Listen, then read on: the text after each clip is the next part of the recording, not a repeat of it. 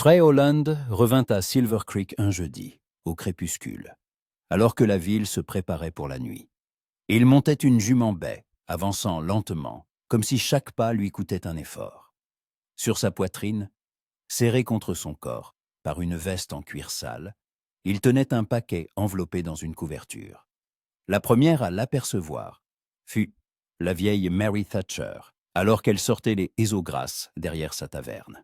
Elle se figea, le seau à la main, en fixant le cavalier.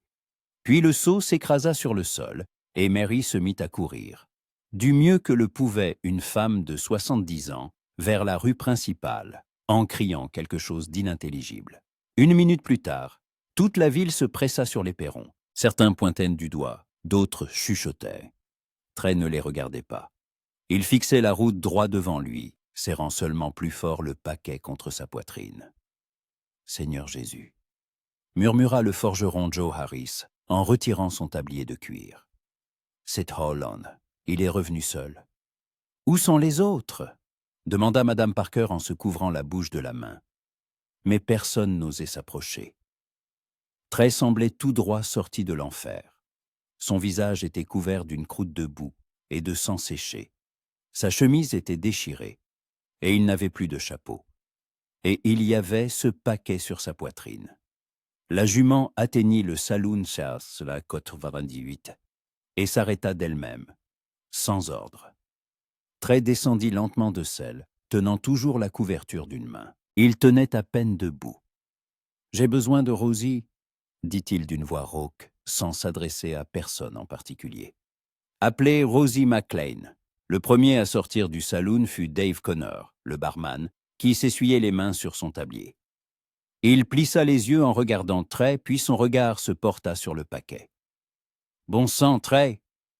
Où étais-tu passé pendant ces 2 semaines? On pensait que vous étiez tous pour... »« Appelle Rosie, » répéta Trey. Sa voix sonnait comme du papier de verre sur du bois. Maintenant. Dave hocha la tête et disparut à l'intérieur.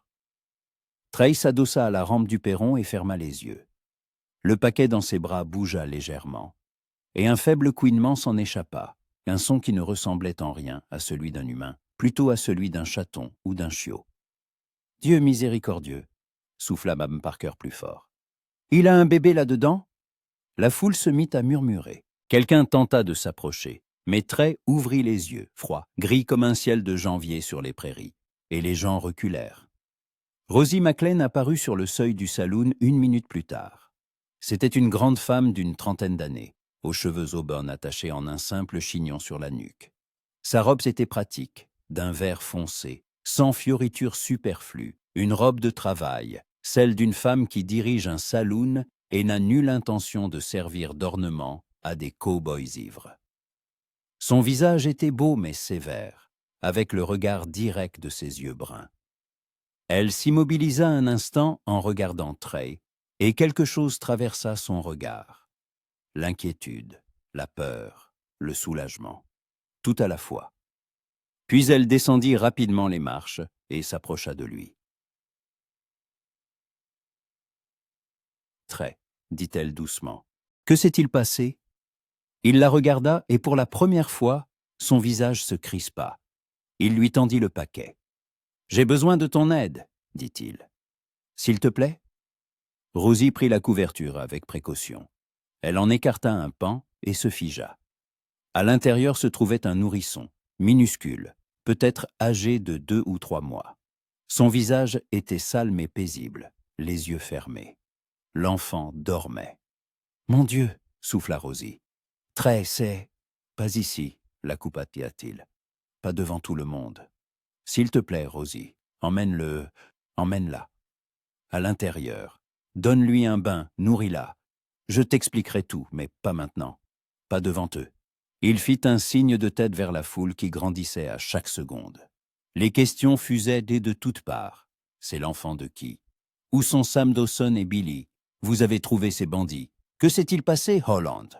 Trey ne répondit pas. Il se contenta de regarder Rosie, et il y avait dans ses yeux une telle supplication, une telle fatigue, qu'elle hocha la tête avant même d'avoir eu le temps de réfléchir. « Dave, appela-t-elle par-dessus son épaule. Monte de l'eau chaude et demande à Mary d'apporter du lait et des linges propres. Vite! Elle se retourna et entra dans le saloon, serrant le nourrisson contre sa poitrine. Trey la suivit en chancelant. Dave le soutint par le coude. « Mon gars, tu as besoin d'un médecin, dit-il. »« Plus tard, » murmura Trey. « D'abord le bébé. » Ils montèrent à l'étage, dans les appartements privés de Rosie. Elle vivait au-dessus du saloon dans un petit appartement. 2 pièces, une cuisine, une entrée séparée par l'escalier de derrière. L'endroit était propre, accueillant, et sentait la lavande et le café. Rosie déposa le nourrisson sur le lit et commença à défaire délicatement la couverture. C'était une fille, minuscule, maigre, la peau de ses bras et de ses jambes gercées. « Mon Dieu !» chuchota Rosie. « Trey, d'où ?» Mais Trey s'était déjà effondré dans un fauteuil près de la fenêtre, le visage d'entre les mains. Ses épaules étaient secouées de soubresauts. Rosie s'arrêta, le regardant. Trey Olin ne pleurait jamais. Elle le connaissait depuis 10 ans, depuis son arrivée à Silver Creek, et jamais, pas une seule fois, elle ne l'avait vu ainsi. « Trey » appela-t-elle doucement. « Que s'est-il passé là-bas » Il ne répondit pas tout de suite. Il resta assis, le visage enfoui dans ses paumes, silencieux. Puis il releva lentement la tête. Ses yeux étaient secs mais rouges, comme s'il n'avait pas dormi depuis une semaine. « Ils les ont tous tués !» dit-il d'une voix sourde. « Sam, Billy, Jack Morris, tous. Je suis le seul survivant. Et je l'ai trouvé dans un chariot, sous des cadavres. Sa mère était morte, son père aussi. Tous morts, Rosie. Tous, sauf elle. » Rosie sentit un frisson lui parcourir l'échine. « Un chariot ? Quel chariot ? » « Des colons, » répondit Trey. « Ils ont attaqué des colons, Rosie. Cette bande que nous poursuivions. Ils ne se contentaient pas de voler. Ils tuaient tout le monde, les hommes, les femmes, même les vieillards. Je les ai trouvés trop tard, bien trop tard. » On frappa à la porte. Dave apporta une bassine d'eau chaude et une cruche. Derrière lui, Mary Thatcher arriva avec une bouteille de lait et une pile de linge propre. « Que le Seigneur nous vienne en aide, » murmura la vieille femme en regardant le nourrisson. « Pauvre petite âme. »« Merci, Mary, » dit Rosie. « Je m'en occupe. »« Vous pouvez y aller. » Mary hésita, mais Rosie lui lança un regard sévère, et la vieille femme hocha la tête et partit. Dave s'attarda. « Trey, toute la ville s'est rassemblée en bas, » dit-il. « Le shérif Thompson veut te parler. Le maire aussi. Qu'est-ce que je leur dis ? »« Dis-leur que je viendrai demain, » répondit Trey sans lever la tête. « Je ne peux pas aujourd'hui. Je suis trop fatigué.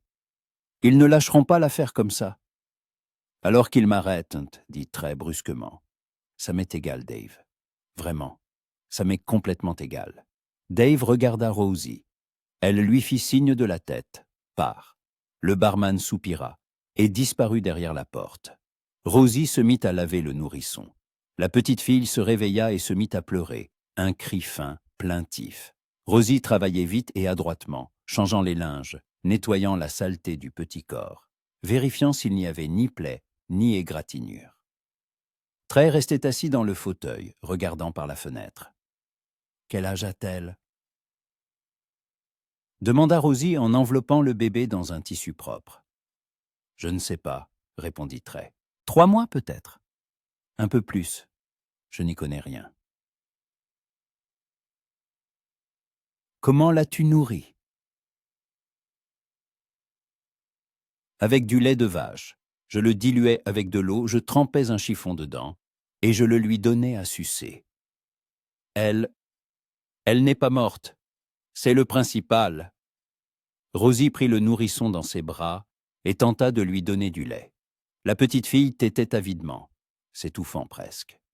Rosie la tenait avec précaution, la berçant, et fredonnait doucement quelque chose, une vieille berceuse dont elle se souvenait de sa mère. « Tu vas tout me raconter ?» demanda-t-elle sans quitter l'enfant des yeux. Trey resta silencieux un long moment. Puis il se leva, s'approcha de la fenêtre et l'ouvrit. L'air du soir envahit la pièce, frais, sentant le crottin de cheval, la fumée des cheminées, la viande grillée de la taverne. En bas, dans la rue, la foule, elle était toujours là, à discuter. Nous les avons suivis jusqu'au canyon des Roches Rouges, commença-t-il sans se retourner. 4 contre 12. On pensait les surprendre la nuit, mais ils savaient que nous arrivions. Ils nous ont tendu une embuscade. Samaya était le premier à tomber, une balle dans la tête, mort sur le coup. Billy et Jack ont essayé de se battre, mais ils les ont encerclés. J'ai vu Billy tomber. Je l'ai entendu crier. Sa voix se fit plus basse, presque un murmure. Je me suis caché. Je suis un modache, Rosie. Je me suis caché derrière des rochers, et je ne suis pas sorti pour les aider. Je les ai écoutés mourir, et je n'ai rien fait. Tu serais mort aussi, dit Rosie, seule contre 12. C'est peut-être ce qui aurait dû arriver. Ne dis pas de bêtises. Il se tourna vers elle. Il y avait sur son visage une expression terrible, un mélange de culpabilité, de colère et de désespoir. J'ai attendu qu'ils partent, continua-t-il. Ils ont pris les chevaux, les armes, tout ce qui avait de la valeur. Ils sont partis à l'aube. Et moi, je suis sorti de ma cachette et je suis allé chercher les corps. Je voulais au moins les enterrer. C'est là que j'ai entendu des pleurs, très faibles, presque inaudibles. J'ai suivi le son et j'ai trouvé le chariot, brisé, incendié. À l'intérieur, il y avait des corps, beaucoup de corps, des hommes, des femmes, une vieille femme avec une Bible à la main, et dans un coin, sous le corps d'une jeune femme, il y avait elle, cette petite. Elle pleurait si doucement que j'ai failli passer à côté. Rosie le regardait, et des larmes coulaient sur ses joues. Je l'ai prise, dit Trey. J'ai pris une couverture, un peu d'eau qui restait dans un tonneau. Et je suis rentré. J'ai y marché 2 jours, parce qu'on m'avait volé mon cheval. Elle a pleuré tout le long du chemin, et je ne savais pas quoi faire. Je pensais qu'elle allait mourir, Rosie. Chaque nuit, je pensais que j'allais me réveiller et qu'elle ne respirerait plus. Mais elle a tenu bon, si petite, et elle a retenu plus fort que moi. Il se tut. Rosie s'approcha de lui, tenant toujours le nourrisson dans ses bras. Elle se tint à ses côtés, si près que leurs épaules se frôlaient, presque. « Tu l'as sauvée, dit-elle doucement. Trey, tu as sauvé cette petite fille. C'est important, ça compte. Mais je n'ai pas sauvé les autres, répondit-il amèrement. Sam, Billy, Jack, tous ces gens dans le chariot. Je n'ai sauvé personne. Tu n'es pas Dieu. Tu ne peux pas sauver tout le monde. Mais j'aurais pu essayer. Rosie secoua la tête. Tu serais mort. Et cette petite fille aussi. Elle serait morte là dans ce chariot si tu n'étais pas retourné la chercher. Trey regarda le nourrisson. Elle dormait maintenant, repue et propre, un petit poing serré contre sa joue. Son visage était calme, presque serein. « Je ne sais pas quoi faire d'elle, avoua-t-il. Je ne connais rien aux enfants. »« On trouvera quelqu'un, dit Rosie. Il y a des familles en ville qui pourraient la prendre. Madame Parker, peut-être. Ou les Harris. Ils en ont 4, un 5e ne les dérangerait pas. » Quelque chose passa dans les yeux de Trey, une protestation, un désaccord. « Non, dit-il. Pas maintenant. J'ai besoin de temps. Pour réfléchir. » Réfléchir à quoi? Je ne sais pas. Juste, laisse-moi du temps. D'accord? Rosie hocha la tête. Elle comprenait. Ou pensait comprendre. Tu peux rester ici ce soir, dit-elle. J'ai une chambre d'amis. Je veillerai sur elle. Tu as l'air sur le point de t'écrouler. Merci, murmura Trey. Merci, Rosie. Il voulut dire autre chose, mais on frappa de nouveau à la porte, fort, avec insistance. « Miss McLean !» retentit la voix du shérif Thompson. « Ouvrez, s'il vous plaît. Je dois parler à Monsieur Holland. C'est urgent. » Rosie et Trey échangèrent un regard. « N'ouvre pas ?» demanda-t-il. « Il ne partira pas, » répondit-elle.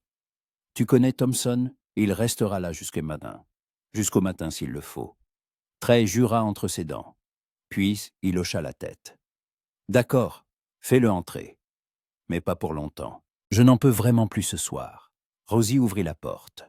Le shérif Thompson se tenait sur le seuil, un homme corpulent d'une 50aine d'années, avec des moustaches grisonnantes et un regard dur. Derrière lui se pressaient plusieurs autres personnes, le maire, le docteur Wells, quelques membres du conseil municipal. « Monsieur Holland, » dit le shérif en retirant son chapeau. « Je suis désolé de vous déranger à cette heure, mais la ville exige des réponses. Qu'est-il arrivé aux autres? Où sont leurs corps? Et d'où vient cet enfant ?» Trey le fixa d'un regard long et las. « Leurs corps sont dans le canyon des Roches Rouges, » dit-il lentement. « Je n'ai pas pu les ramener. J'étais seul, sans cheval, avec un nourrisson dans les bras. Mais je marquerai l'endroit sur une carte et vous pourrez aller les chercher demain. »« Et l'enfant » insista Thompson. « C'est l'enfant de qui ?»« Une orpheline, » répondit Trey. « Ses parents sont morts. Tous morts. La bande que nous poursuivions, ils ont attaqué des colons. Ils ont tué tout le monde. Je n'ai trouvé qu'elle. » Un silence s'installa. Puis le maire, un petit homme grassouillet nommé Harold Fitch, se racla la gorge. « C'est une terrible tragédie, » dit-il. « Mais nous devons décider quoi faire de l'enfant. Il y a un orphelinat à Santa Fe et il pourrait... » « Non, » trancha Trey. « Pas d'orphelinat. »« Mais, monsieur Holland, vous ne pouvez pas vous occuper d'un nourrisson. Vous êtes célibataire, vous n'avez aucune expérience. »« J'ai dit non, » répéta Trey, et sa voix prit une inflexion d'acier. « Elle reste ici, jusqu'à ce que je décide quoi faire d'elle. » Thompson fronça les sourcils. « Holland, sois raisonnable. »« Tu ne peux pas !»« Shérif, » intervint Rosie. « Monsieur Holland a traversé l'enfer ces 2 dernières semaines. Il a perdu ses amis, a failli y laisser la vie et a sauvé cet enfant. Peut-être pourriez-vous lui accorder au moins une nuit pour se remettre. Toutes les questions peuvent être discutées demain. » Thompson la regarda, puis le nourrisson dans ses bras. Il soupira. « D'accord, demain matin je vous attends à mon bureau Holland et préparez un rapport détaillé. Le conseil municipal voudra tout savoir. » Il se retourna et partit. Les autres le suivirent. Rosie ferma la porte et s'y adossa. « Demain, ce sera un vrai cirque, » dit-elle. « Toute la ville va parler de cette histoire pendant 1 semaine, voire plus. »« Qu'il parle ?» répondit Trey. Il se rassit dans le fauteuil et son corps s'affaissa, comme si toutes ses forces l'avaient été quittées d'un coup. « Ça m'est égal, Rosie. Vraiment. Je veux juste qu'elle soit en sécurité. Cette petite fille. Elle mérite d'être en sécurité. » Rosie le regarda longuement, attentivement. Puis elle hocha la tête. « Très bien, » dit-elle. « Alors nous trouverons un moyen, ensemble. » Trey se réveilla au son de pleurs. Des pleurs faibles, déchirants. Ce même son qui l'avait hanté ces derniers jours et ne lui laissait aucun répit, même dans son sommeil. Il ouvrit brusquement les yeux, oubliant un instant où il se trouvait. Le plafond au-dessus de sa tête était en bois, propre, et sentait la lavande et le coton frais. Ce n'était pas la terre à la belle étoile, ni les pierres froides du canyon, Rosie. Il était dans la chambre d'amis au-dessus du saloon, sur un lit étroit, avec une couverture douce. À travers la mince cloison, il entendait les pleurs du nourrisson et la voix douce de Rosie qui fredonnait quelque chose. Trey s'assit, se frottant le visage. Chaque muscle de son corps était endolori. La veille, il était trop épuisé pour le remarquer. Mais maintenant, il sentait chaque ecchymose, chaque égratignure. Ses mains tremblaient. Il serra les poings pour tenter d'arrêter le tremblement. Mais cela ne servit à rien. Il se leva, enfila son pantalon et sa chemise. Rosie les avait lavés pendant la nuit.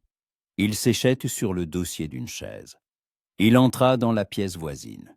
Rosie était assise dans un rocking-chair près de la fenêtre, tenant le nourrisson dans ses bras. Elle portait une chemise de nuit couverte d'un châle, ses cheveux dénoués sur ses épaules. Dans la lumière du matin qui filtrait à travers le rideau, elle paraissait plus jeune, plus douce. La petite fille pleurait, refusant le chiffon imbibé de lait. « Elle a faim », dit Rosie sans lever les yeux. mais elle ne veut pas boire comme ça. Il lui faudrait une vraie tétine ou un sein. Trey s'approcha, regardant le nourrisson. Le visage de la petite fille était rouge de pleurs, ses petits poings serrés. « Je ne savais pas comment faire autrement, » dit-il. « En route, je n'avais pas le choix. »« Où as-tu trouvé du lait ?» demanda Rosie. « Tu as traversé le désert à pied. » Trey s'assit sur le bord de la table, les bras croisés. « La première nuit, j'étais encore dans le canyon, » commença-t-il. « Je me suis caché jusqu'à au matin, attendant que la bande soit bien partie. Puis, je l'ai trouvée. J'ai compris que je n'arriverais pas en ville à pied avec elle. Elle n'aurait pas survécu. Alors je me suis souvenu, il y avait une ferme à 1 mille à l'ouest. Je l'avais vue en passant. J'ai pensé que je pourrais y trouver un cheval. Et tu en as trouvé un. La ferme avait été incendiée, dit-il doucement. Par la même bande sans doute. Les propriétaires tués, le bétail volé. Mais dans la grange, il restait une vieille jument, boiteuse, maigre. Les bandits ont dû juger qu'elle n'en valait pas la peine. Je l'ai prise. Et j'ai trouvé une bouteille de lait dans la cave, aigre, mais pas encore complètement gâtée. Je l'ai diluée avec de l'osseau du ruisseau, et je lui en ai donné un peu. Ça a suffi pour une journée. Il se tut, se remémorant. Le 2e jour, j'ai atteint la route, et j'ai croisé un chariot de Mormons, une famille qui allait à Santa Fe. Ils avaient une chèvre. Ils m'ont donné du lait, du pain, un peu d'aise. Ils ont demandé à qui était l'enfant, mais je n'ai pas répondu. J'ai juste pris le lait et continué ma route. Ça a suffi jusqu'à la ville. Rosie hocha lentement la tête. Elle regardait le nourrisson en le berçant, puis esquissa un faible sourire. « Alors ce cheval sur lequel tu es arrivé, ce n'est pas le tien ?»« Non. Mon cheval Bayafté a été volé avec ceux des autres. Cette vieille jument tenait à peine debout. Je l'ai y laissée en bas, à la barre d'attache du saloon. Je ne sais pas si elle passera la nuit. »« Joe Harris s'en occupera, » dit Rosie. « C'est un homme bon. Il ne laissera pas un cheval souffrir. » Trey hocha la tête. La petite fille pleurait toujours, et il tendit les bras. « Donne-la-moi, dit-il. Tu n'as pas dormi de la nuit. Repose-toi. » Rosie le regarda, surprise, mais lui passa le nourrisson. Trey la prit maladroitement, mais avec précaution, la serrant contre sa poitrine. La petite fille se tut un instant, puis se remit à pleurer, mais plus doucement. Il commença à la bercer, comme il avait vu Rosie le faire. « Tu te débrouilles bien, » dit Rosie doucement. « Pas vraiment, elle pleure toujours. Pleurer n'est pas toujours une mauvaise chose. Ça veut dire qu'elle est en vie, qu'elle se bat. » Trey regarda le petit visage. Les yeux de la fillette étaient bleus, vifs, clairs, comme le ciel au-dessus des prairies. Ses cheveux étaient blonds, presque blancs. Elle ressemblait à un ange, malgré son visage rougi par les larmes. « À ton avis, qui étaient ses parents ?» demanda Rosie. « Je ne sais pas. De simples colons, probablement. Ils allaient vers l'ouest, en quête d'une vie meilleure. La mère était jeune, 25 ans, pas plus. Des cheveux blonds comme elle. Le père était plus âgé. Il était couché à côté, les protégeant tous les deux de son corps. Il a dû essayer de les défendre jusqu'à son dernier souffle. » Sa voix s'érailla. Rosie se leva et s'approcha de la fenêtre, regardant la rue. La ville s'éveillait. De la fumée s'élevait des cheminées. On entendait le martèlement d'un marteau depuis la forge. Des voix de gens se mêlaient aux aboiements des chiens. « Tu dois aller voir le shérif, » dit-elle. « Thompson n'est pas du genre à oublier ses promesses. Si tu ne viens pas de toi-même, il enverra quelqu'un te chercher. »« Je sais, » répondit Trey, « mais d'abord je dois décider quoi dire à son sujet. Au sujet de la petite. »« La vérité, » dit simplement Rosie. « Quoi d'autre ? » ?»« La vérité, c'est que je ne sais pas qui elle est. Je ne connais ni son nom, ni son prénom, ni d'où venaient ses parents.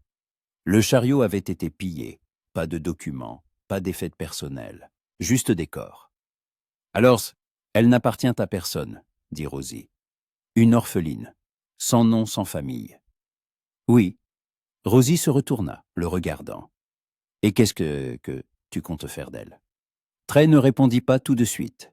Il regardait le nourrisson dans ses bras, et quelque chose changeait dans ses yeux, la peur, le doute, mais aussi autre chose. De la détermination, peut-être. « Je ne sais pas, » avoua-t-il enfin, « mais je ne veux pas la donner à un orphelinat. Pas après tout ça. » Trey, tu ne peux pas élever un enfant seul? Tu n'as pas de maison? Tu vis dans une chambre au-dessus de l'écurie? Tu travailles où tu peux. Ce n'est pas une vie pour un nourrisson. Alors je changerai quelque chose, dit-il avec entêtement. Je trouverai un meilleur travail. Je louerai une maison. Avec quel argent? Je ne sais pas. Il éleva la voix, et la fillette se remit à pleurer. Trey baissa aussitôt le ton en la berçant. Pardon, je ne voulais pas crier. C'est juste que... Je ne sais vraiment pas, Rosie. Mais elle ne doit pas finir dans un orphelinat. Elle mérite mieux. Rosie s'approcha de lui. Elle se tint si près qu'il sentait la chaleur de son corps. « Tu es un homme bon, Trey Holland, » dit-elle doucement. « Mais parfois les bonnes intentions ne suffisent pas. Un enfant a besoin de stabilité, de sécurité, d'amour. Je peux lui donner ça. » Seul, il la regarda. Quelque chose passa entre eux, une question non posée, une pensée inachevée. Mais Rosie se détourna la première. « Va voir le shérif, » dit-elle. « Je veillerai sur elle. Et ensuite, nous discuterons de ce qu'il faut faire. » Calmement, sans émotion. Trey hocha la tête. Il lui rendit le nourrisson et alla s'habiller. Le bureau du shérif se trouvait au centre de la ville, à côté de la poste et de la banque. Trey y entra une demi-heure plus tard, propre, rasé, vêtu de vêtements frais. Thompson était assis à son bureau, examinant des papiers. À côté de lui se tenaient le maire Fitch et le docteur Wells. Holland salua le shérif en levant la tête. « Assieds-toi. Nous avons des choses à nous dire. » Trey s'assit en face. Thompson poussa vers lui une feuille de papier et un crayon. « Marque sur la carte l'endroit où tu as trouvé les corps de tes camarades. Je vais rassembler un groupe et y aller aujourd'hui même. Il faut les ramener, les enterrer dignement. » Trey prit le crayon et dessina un schéma approximatif. Le canyon des Roches Rouges, la gorge, le lieu de l'embuscade. Sa main tremblait, mais il s'efforçait de tracer une ligne droite. « Ici, » dit-il en pointant un doigt sur un point. « Dans la partie nord du canyon, ils sont près d'un affleurement rocheux. Vous le reconnaîtrez aux buissons brûlés. La bande avait fait un feu à proximité. » Thompson hocha la tête en reprenant la carte. « Maintenant, raconte-moi tout dans l'ordre. Depuis le début. Quand vous êtes partis, où vous alliez, ce qui s'est passé. » Trey commença à raconter. Lentement, en choisissant ses mots. Mais, honnêtement. Comment à quatre, lui, Sam Dawson, Billy Clark et Jack Morris, ils avaient traqué la bande de Bloody Jake jusqu'au canyon. Comment ils avaient décidé d'attaquer de nuit, pensant les prendre par surprise. Comment tout avait mal tourné. Ils nous attendaient, disait-il, les yeux fixés au sol. Peut-être que quelqu'un les a prévenus. Ou peut-être qu'ils l'ont simplement senti. Mais quand nous nous sommes approchés, ils ont ouvert le feu. Sam est tombé tout de suite. Billy et Jack ont essayé de riposter, mais ils étaient trop nombreux.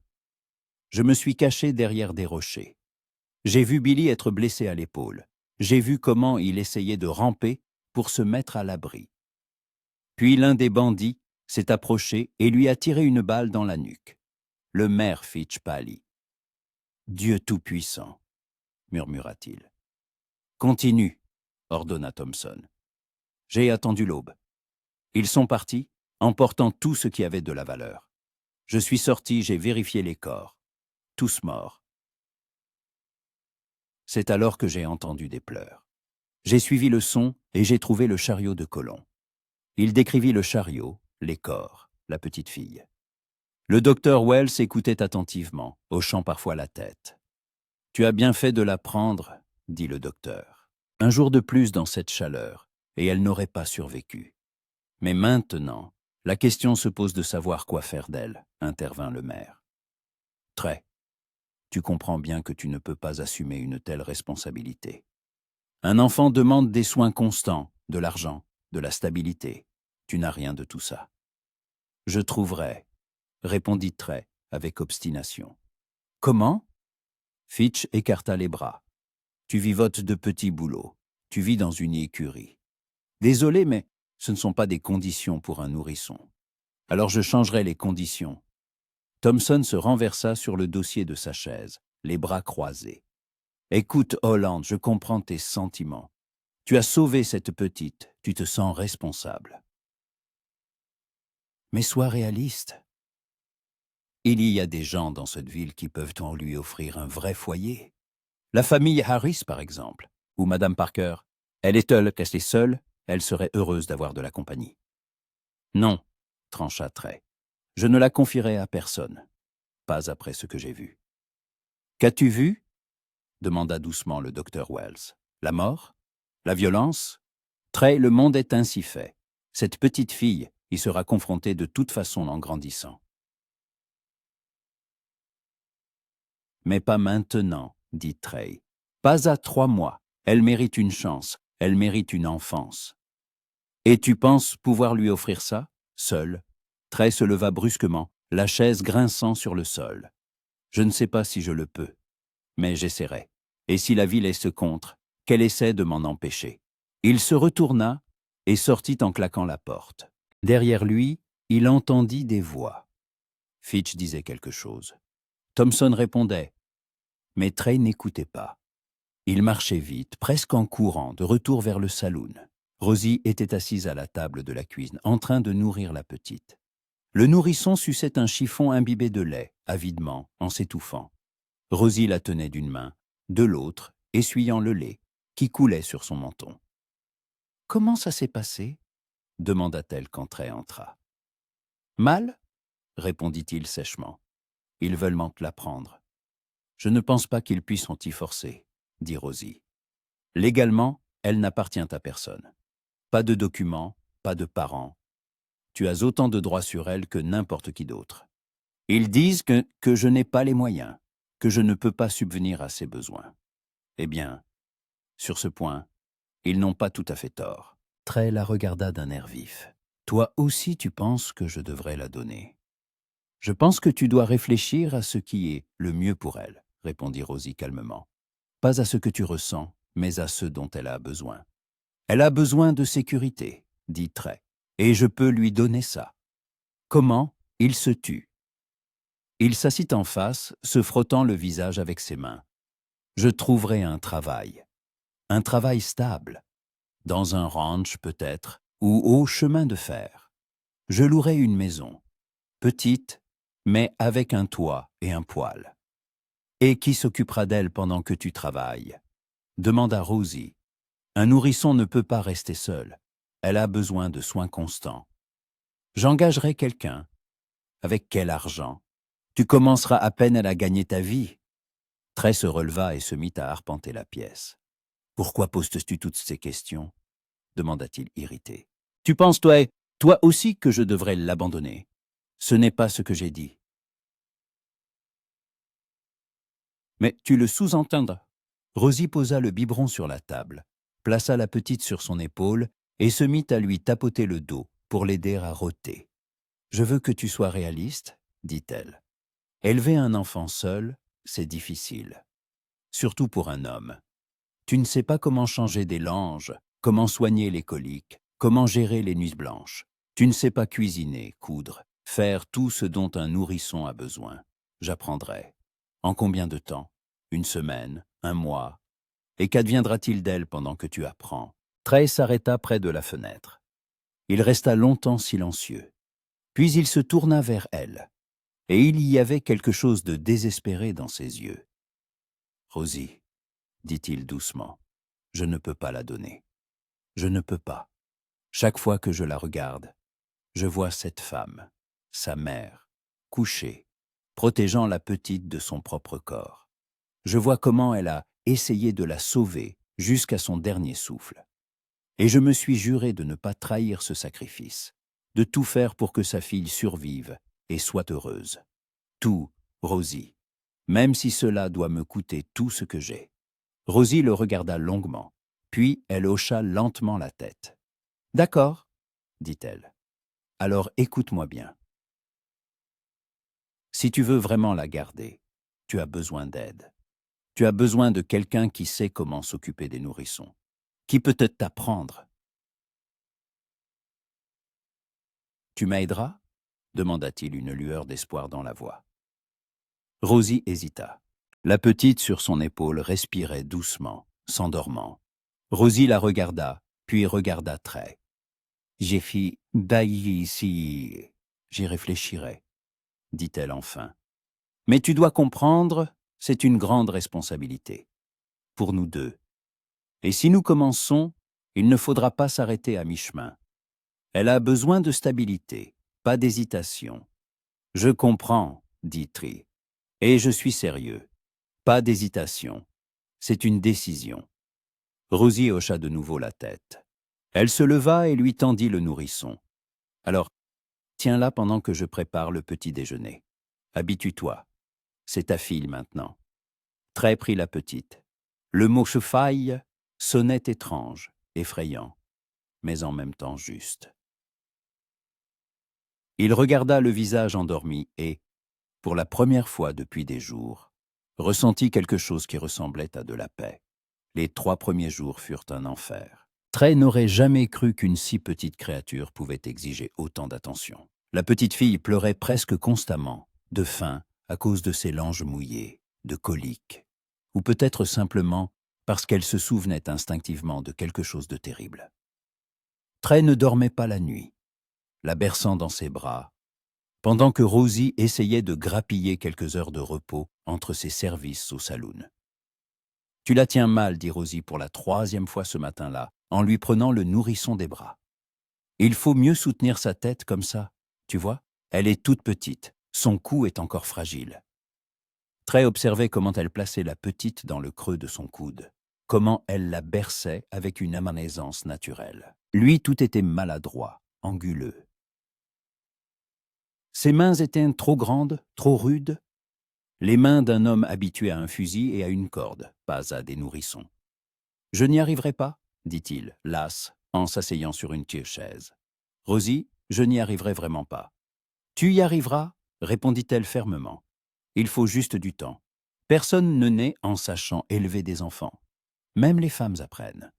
Pour toi, ça a l'air facile. »« J'avais 8 frères et sœurs plus jeunes, » dit Rosie. « Je changeais des langeuses et berçais des bébés quand j'avais moi-même 10 ans. Ce n'est pas un talent, Trey. C'est juste de l'expérience. » Elle lui rendit la petite fille. « Essaye encore. Mais détends-toi. Les enfants sentant la tension. Si tu es toute contractée, elle sera nerveuse aussi. » Trey prit le nourrisson avec précaution, essayant d'imiter les gestes de Rosie. La petite gémit, mais ne pleura pas. Il commença à la bercer lentement, de gauche à droite, en fredonnant quelque chose pour lui-même, une vieille chanson qu'il avait entendue autrefois à l'armée. Rosie esquissa un faible sourire. « Tu vois, ça marche. Tant qu'elle ne pleure pas, » grommela-t-il, mais sa voix trahissait un soulagement. Dehors, il était déjà midi. La ville vivait sa vie habituelle. Des chariots passaient dans la rue. Le son d'un marteau venait de la forge. Des voix de femmes se mêlaient aux aboiements des chiens. Mais dans l'appartement au-dessus du saloon, le temps semblait s'être arrêté. Ici, il n'existait que 3 personnes, Trey, Rosie et la petite fille sans nom. « Il faut lui donner un nom, » dit Rosie en se servant un café. « On ne peut pas toujours dire « la petite » ou « elle ». Trey regarda le nourrisson dans ses bras. Ses yeux bleus le fixaient sérieusement, presque avec intelligence. « Je ne sais pas lequel, » avoua-t-il. « Je n'ai jamais pensé au prénom. »« Peut-être en l'honneur de sa mère ?» suggéra Rosie. « Mais tu ne sais pas comment elle s'appelait. » »« Non. Mais elle était jeune, belle, des cheveux blonds comme elle, et un visage doux, même dans la mort. » Rosie s'approcha, s'assit à côté de lui sur l'accoudoir du fauteuil. Elle regardait la petite d'un air pensif. « Lily, » dit-elle soudain, « qu'en penses-tu? C'est un nom simple mais joli. Ça signifie bi, nikiti de meir. » Trey goûta le nom. « Lily, répéta-t-il. Lily Holland. Rosie sursauta en entendant le nom de famille. Tu veux lui donner ton nom?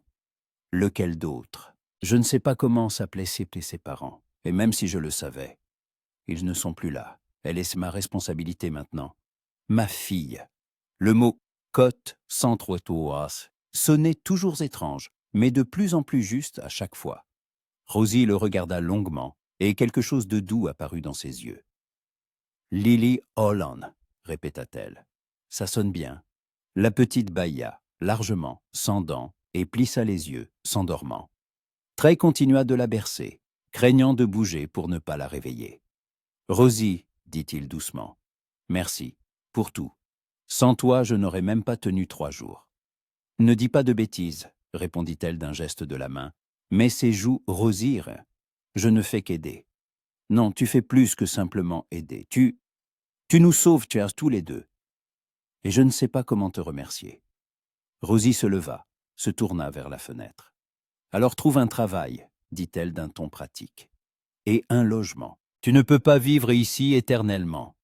J'ai un saloon trait. Les gens parlent, qu'ils parlent.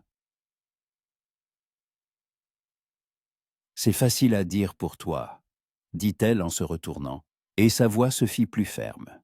Mais je suis une femme qui dirige un saloon dans une petite ville où tout le monde se connaît. Ma réputation est importante. Si on commence à penser que tu vis ici comme mon homme, ça finira mal pour mes affaires. Trey fronça les sourcils. Personne ne pensera ça. Si, ils le penseront, dit Rosie, lasse. Ils le pensent, je le pense déjà. Madame Parker est passée hier, soi-disant pour du whisky pour son mari. Elle a tourné autour du pot pendant une demi-heure, insinuant qu'il était inconvenant pour un homme célibataire de vivre sous le même toit qu'une femme non mariée. Même avec un nourrisson entre eux, Trey jura entre ses dents. Vieille épie, elle n'a que ça à faire. Peut-être, mais elle n'est pas la seule. Toute la ville ne parle que de nous en ce moment. De toi, de moi, de Lily. Ils font des suppositions, ils colportent des rumeurs. Certains ont déjà décidé que c'est notre enfant et que l'histoire des colons est une invention. C'est absurde, bien sûr que c'est absurde. Mais les gens croient en ce qui les intéresse le plus. Et l'histoire de notre liaison secrète est plus intéressante que la vérité. Trey se leva prudemment, tenant toujours Lily endormie, et s'approcha de Rosie. « Alors je trouverai un logement dès aujourd'hui, dit-il. J'irai voir le maire, je demanderai ce qui est alloué. »« Et un travail aussi, » lui rappela Rosie. « Sans argent, tu ne pourras même pas louer une grange. »« Je sais. » Il resta un moment à côté d'elle, près de la fenêtre, regardant la rue. Ils étaient tous les deux silencieux. Puis Rosie soupira. « Désolée si ça semble brutal, » dit-elle plus doucement. « Je ne veux pas vous mettre dehors, mais il faut penser à l'avenir. » « Tu as raison, » acquiesça Trey. « J'ai trop attendu. Il est temps d'agir. » Le soir venu, Trey avait parcouru la moitié de la ville. Il s'était d'abord rendu au ranch des McGregor, une grande propriété à 5 miles de la ville. Le vieux McGregor était assis sur son perron, réparant un harnais. « Holland » salua-t-il sans lever les yeux. « J'ai entendu dire que tu étais de retour. Dommage pour Sam et les autres. »« Merci, » répondit Trey. « Monsieur McGregor, je cherche du travail, un poste stable. »« J'ai entendu dire que vous aviez besoin de main-d'œuvre. » McGregor leva la tête, plissant les yeux. « C'est vrai, mais tu sais ce que c'est comme travail. De l'aube au crépuscule, 7 jours sur 7. Rassembler le bétail, réparer les clôtures, transporter le foin. C'est dur, ça ne convient pas à un homme de famille. Je peux le faire. » « J'ai entendu dire que tu avais un enfant maintenant, » continua McGregor. « Un nourrisson demande du temps. Tu ne pourras pas passer tes journées entières au ranch. »« Je trouverai quelqu'un pour s'en occuper. » Le vieil homme secoua la tête. « Désolé, Holland, j'ai besoin d'un homme qui puisse se consacrer entièrement au travail. Tu as d'autres priorités en ce moment. » Trey serra les mâchoires, mais hocha la tête. « Je comprends. Merci de m'avoir écouté. L'arrêt suivant fut la gare. Le chef de gare, un homme corpulent nommé Frank, ne le laissa même pas finir. « Holland, je n'ai pas de poste. Et même si j'en avais, je n'embaucherai pas un homme qui a abandonné ses camarades dans le canyon. » Trey se figea. « Qu'est-ce que vous avez dit? »« Tu m'as entendu ?» dit Frank en croisant les bras. « 4 sont partis, un seul est revenu. Les gens disent que tu t'es caché pendant que les autres mouraient. Ce n'est pas vrai. Vrai ou pas, ce n'est pas à moi de juger. Mais ta réputation est entachée maintenant, et je ne veux pas m'associer à un homme en qui on ne peut pas avoir confiance. » Trey se retourna et partit avant d'avoir pu dire ou faire quelque chose qu'il regretterait. La colère bouillonnait en lui, ses mains tremblaient. Il se rendit dans 3 autres endroits. Le moulin, la scierie, la quincaillerie. Partout la même réponse. Pas de travail, pas de place. Tu ne conviens pas. Au crépuscule, il retourna au saloon, épuisé et en colère. Rosie était assise à table, nourrissant Lily. Elle regarda son visage et comprit immédiatement. « Tu n'as rien trouvé. »« Pire, » dit-il en s'affalant sur une chaise. « Apparemment, toute la ville me prend pour un lâche. Ils disent que j'ai trahi mes amis, que je me suis caché pendant qu'ils mouraient. » Rosie pinça les lèvres. « Qui dit ça? »« Tout le monde. Frank à la gare me l'a dit en face. McGregor l'a sous-entendu. Même au magasin, on me regardait comme si j'étais un lépreux. Les gens cherchent toujours des coupables, dit Rosie doucement. Il leur est plus facile de croire que tu es coupable que d'admettre qu'il n'y a parfois aucun moyen de sauver tout le monde. Mais c'est un mensonge, dit Trey en frappant du poing sur la table. Je ne pouvais pas les aider. Seul contre 12, je serais mort avec eux. Et alors Lily serait morte aussi dans ce chariot. Je sais, dit Rosie en tendant la main sur la table pour toucher ses doigts. Je te crois, Trey. Mais la ville a besoin de temps. Tant que c'est récent, tant que tout le monde est en deuil, on t'accusera. Puis ils se calmeront. Ils oublieront. Ils trouveront un nouveau sujet de commérage. Trey regarda sa main posée sur la sienne. Chaude, petite, mais forte. Il retourna sa paume et serra ses doigts. « Qu'est-ce que je dois faire ?» demanda-t-il. « Si personne ne me donne de travail, je ne pourrai pas subvenir aux besoins de Lily. Je ne pourrai pas louer de logement, acheter de la nourriture, des vêtements.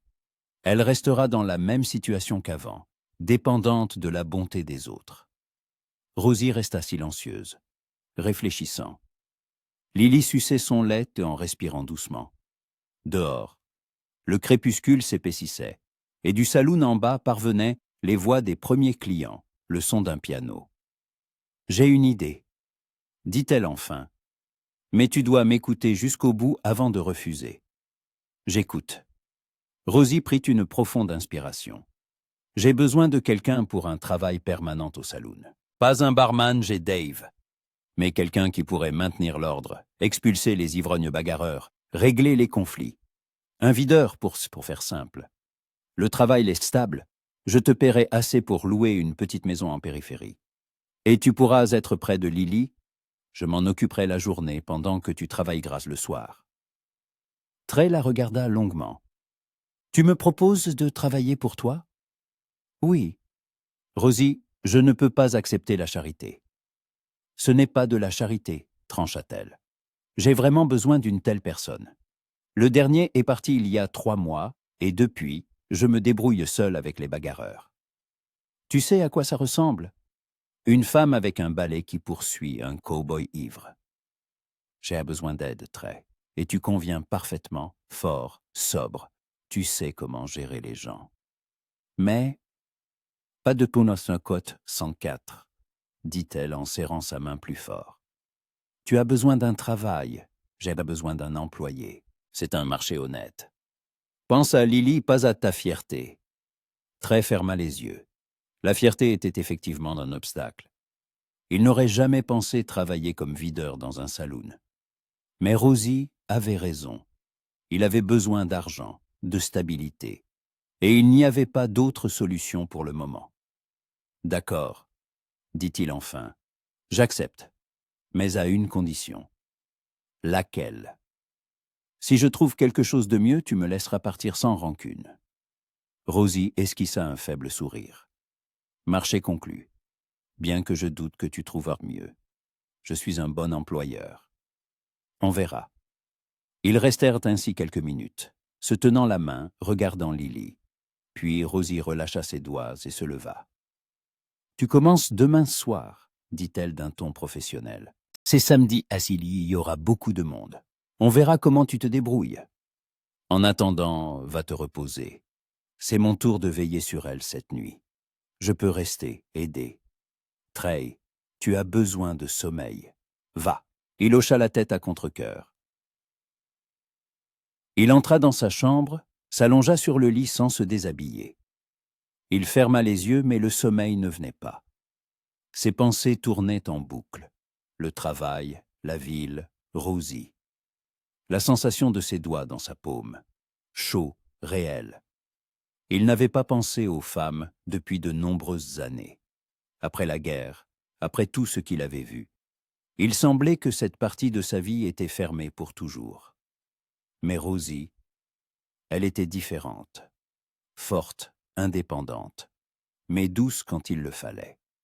Et ces derniers jours, en la regardant s'occuper de Lily, il ressentait quelque chose de nouveau, quelque chose d'effrayant et d'attirant à la fois. « N'y pense pas, se dit-il. Ce n'est pas le moment. Tu as une fille, un travail, un avenir à construire. Rosie ne fait qu'aider, rien de plus. » Mais même en pensant cela, il savait qu'il se mentait à lui-même. Le matin, les pleurs de Lily le réveillèrent. Trey se leva d'un bond et se précipita dans la pièce voisine. Rosie était assise près de la fenêtre, pâle, avec des cernes sous les yeux. La petite fille pleurait de manière déchirante, agitant ses petites jambes. « Qu'est-ce qu'elle a ?» demanda Trey, inquiet. « Des coliques, » répondit Rosie. Lassée, elle a pleuré toute la nuit. J'ai tout essayé, la bercer, la nourrir, lui réchauffer le ventre. Rien n'y fait. Trey prit Lily dans ses bras. Son visage était rouge, mouillé de larmes. Il la serra contre sa poitrine, se mit à arpenter la pièce en la berçant et en fredonnant. « Chut, ma petite, » chuchota-t-il. « Chut, tout va bien. Papa est là. » Le mot « pauvre papa » lui avait échappé sans crier gare. Trey se figea une seconde en prenant conscience. Puis, il continua de la bercer. Rosie le regardait, et il y avait quelque chose de chaleureux dans ses yeux. Lily se calma progressivement. Les pleurs se transformèrent en gémissements, puis en une respiration douce. Elle enfouit son visage dans sa poitrine et se tut. « Ça a marché, » murmura Rosie, surprise. « Elle t'écoute plus que moi. Ou elle est simplement fatiguée de pleurer, » répondit Trey, mais une sorte de fierté emplissait sa poitrine. Rosie se leva et s'approcha de lui. Elle se tint si près qu'il sentait l'odeur de ses cheveux, lavande et fumée de foyer. Elle regarda Lily puis lui. « Tu seras un bon père, » dit-elle doucement. « Je le vois. Malgré tout, la guerre, le passé, ce qui s'est passé dans le canyon. Tu as un cœur bon, Trey Holland. Et cette petite fille le sent. » Trey ne sut que répondre. Il resta là tenant Lily et regardant Rosie. Il n'y avait que quelques centimètres entre eux, une distance qui pouvait être franchie d'un seul mouvement. Et à cet instant, il le désirait. Il voulait l'attirer à lui, sentir la chaleur d'un autre être humain, pas si fragile et petit que Lily. Mais il ne bougea pas, parce qu'il savait qu'un seul mouvement changerait tout. Et il n'était pas sûr d'être prêt pour le changement. Pas maintenant, pas quand tout était si fragile. Rosie sembla sentir ses pensées. Elle recula d'un pas, se détourna. « Je vais préparer le petit déjeuner, » dit-elle. « Et toi, couche là. Nous avons tous besoin de nous reposer avant ce soir. » Trey hocha la tête. Il porta Lily jusqu'à son berceau, improvisé dans une caisse garnie de couvertures, et la déposa délicatement. La petite dormait profondément, sa respiration régulière. Il retourna dans la cuisine. Rosie faisait frire des œufs, le dos tourné. Ses épaules étaient tendues, ses mouvements brusques. « Rosie, » appela-t-il. « Quoi ?» sans se retourner. « Merci. Pour tout. » Elle s'immobilisa, puis se tourna lentement. Il y avait sur son visage quelque chose d'insaisissable, un mélange de fatigue, de tendresse et d'autres choses que Trey ne pouvait nommer. « Il n'y a pas de quoi remercier, » dit-elle simplement. « Nous sommes une famille maintenant, n'est-ce pas ?» Le mot « famille » flotta entre eux. Trey ne savait pas ce qu'elle voulait dire. Une famille comme des amis qui s'entraident, ou quelque chose de plus. Mais il ne posa pas la question. « Oui, » répondit-il, « une famille. » Et pour la première fois depuis de nombreuses années, ce mot ne sonnait pas creux. La première nuit de travail au saloon commença par un scandale. Trey se tenait près du bar, observant la salle. Le samedi avait attiré une foule nombreuse. Des cow-boys des ranchs voisins, des marchands de passage, les habitués locaux. La fumée des cigares flottait dans l'air en un nuage épais. Le piano jouait une vieille mélodie. Les voix se fondaient en un brouhaha unique. Rosie se déplaçait entre les tables, prenant les commandes, souriant aux clients de ce sourire qui faisait partie du travail, accueillant mais distant. Trey la suivait du regard, essayant de le faire discrètement. Elle avait troqué sa robe de maison pour une tenue de travail, rouge foncé, avec un corset qui soulignait sa silhouette sans être vulgaire. Ses cheveux étaient mat relevés, son cou dégagé. Plusieurs hommes la suivaient des yeux, et Trey sentit quelque chose se serrer dans sa poitrine. « Ne la dévisage pas comme ça, » murmura Dave en essuyant des verres. « Les gens vont le remarquer. »« Je ne la dévisage pas ?» répondit Trey. « Je maintiens l'ordre. »« Bien sûr, l'ordre. » Dave sourit en coin, mais ne dit rien de plus. Trey se tourna vers la fenêtre. À l'étage, dans l'appartement de Rosie, Lily dormait. La vieille Mary avait accepté de la garder pour une somme modique. Trey était nerveux de laisser la petite, mais Rosie l'avait convaincu que Mary était fiable, ayant élevé 5 enfants. Le scandale éclata 1 heure plus tard. Un jeune cow-boy, Trey ne connaissait pas son nom, avait trop bu et commença à importuner Rosie. D'abord avec des mots, puis il tenta de l'enlacer par la taille alors qu'elle passait. Trey fut à ses côtés en 3 secondes. « Enlève tes mains, » dit-il doucement, mais d'un ton qui fit sursauter le cow-boy. « Et toi, t'es qui ?» La voix ivre était agressive. Son protecteur. « Je suis l'homme qu'on paie pour que l'ordre règne ici, » répondit Trey. « Et tu troubles l'ordre. Lâche cette dame et va te coucher. »« Quelle dame, bon sang !» Le cow-boy se mit à rire, mais retira sa main. « C'est la patronne du saloon. C'est presque la même chose que... » Il ne termina pas sa phrase. Trey l'attrapa par le col et le souleva de sorte qu'il se retrouva sur la pointe des pieds. « Finis ta phrase, » dit Trey très doucement. « Vas-y, dis ce que tu voulais dire. » Le cow-boy blêmit. La salle se tut. Tout le monde les regardait. Rosie se tenait à côté, le visage calme. Mais quelque chose passa dans ses yeux. De la surprise, peut-être, ou de la gratitude. « Je ne voulais pas offenser, » balbutia le cow-boy. « C'était juste une blague. »« Mauvaise blague !» dit Trey en le relâchant, mais sans reculer. « Présente tes excuses à Miss McLean. Maintenant. » Le cow-boy regarda Rosie, puis hocha rapidement la tête. « Je vous demande pardon, madame. »« Vraiment ? J'ai trop bu. » Rosie hocha froidement la tête. « Accepté. Maintenant, rentre chez toi. Et ne reviens plus ici tant que tu n'auras pas appris à te comporter. » Le cow-boy sortit précipitamment. La salle s'anima de nouveau. Les conversations reprirent. Le piano se remit à jouer. Mais plusieurs personnes regardaient Trey avec un nouvel intérêt. Certains hochèrent à la tête en signe d'approbation. D'autres froncèrent les sourcils. Rosie s'approcha de lui.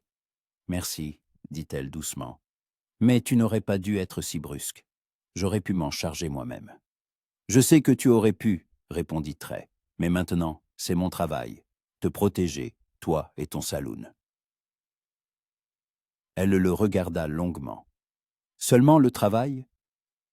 La question resta en suspens entre eux.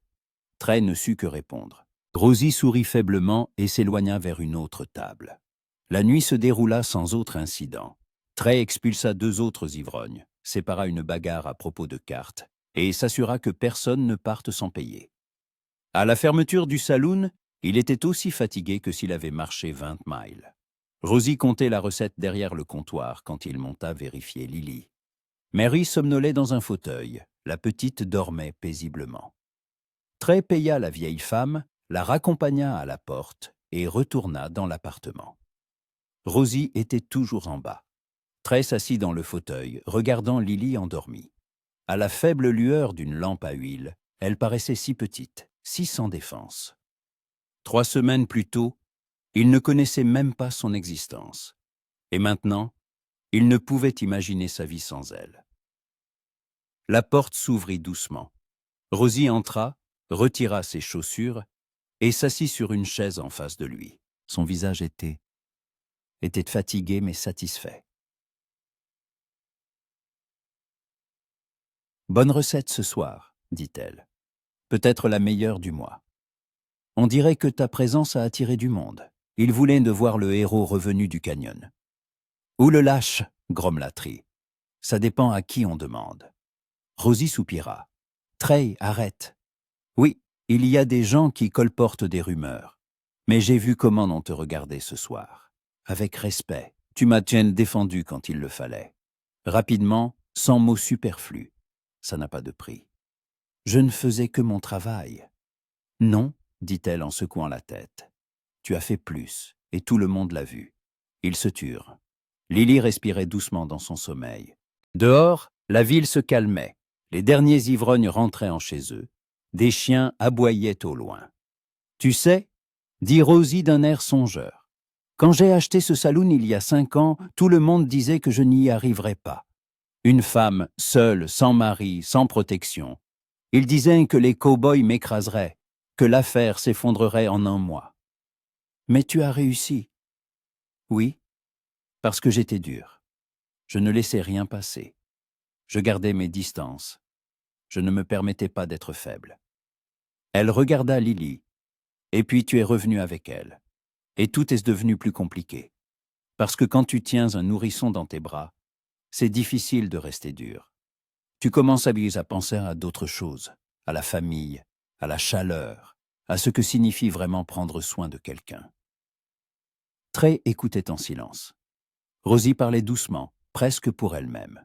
« Je n'ai jamais pensé que je serais mère, » continua-t-elle. « Après ce qui s'est passé dans le passé, j'ai décidé que cette partie de la vie n'était pas pour moi, que je serais seule, avec mon saloon, mes règles, et ça me suffisait.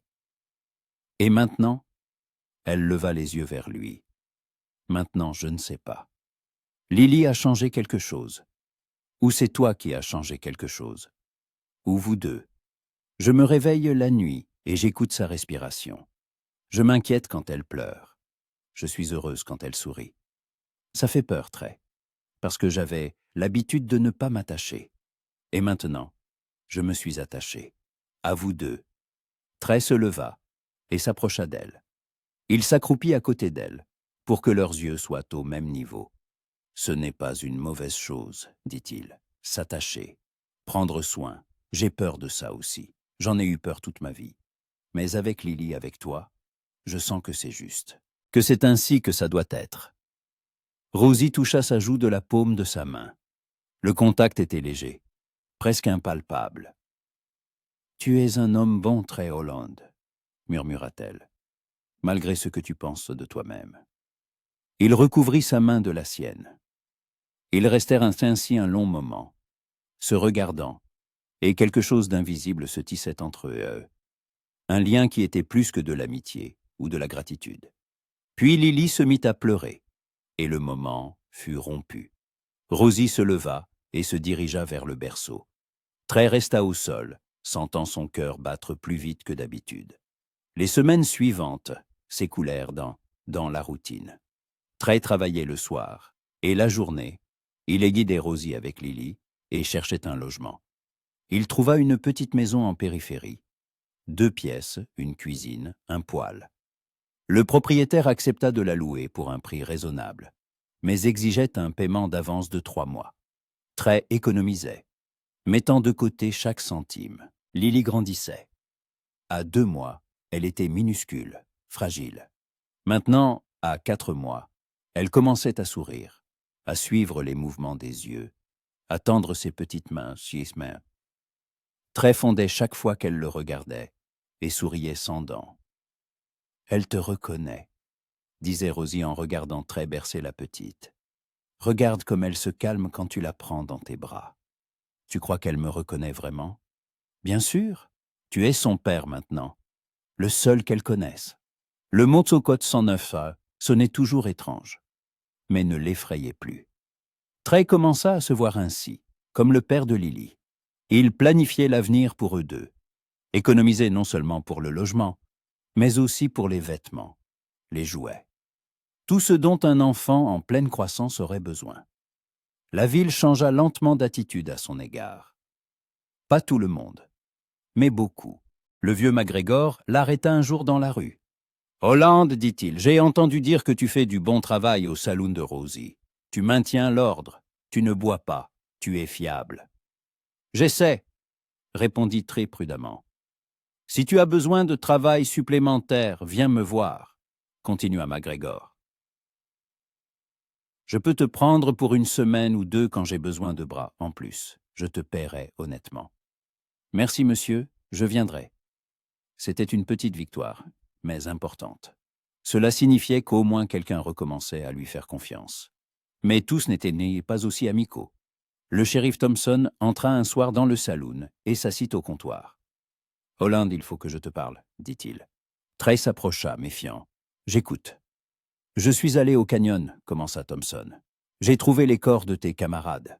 On les a enterrés au cimetière local, mais le chariot des colons, il n'y était pas. » Trey se figea. « Comment ça, il n'y était pas ?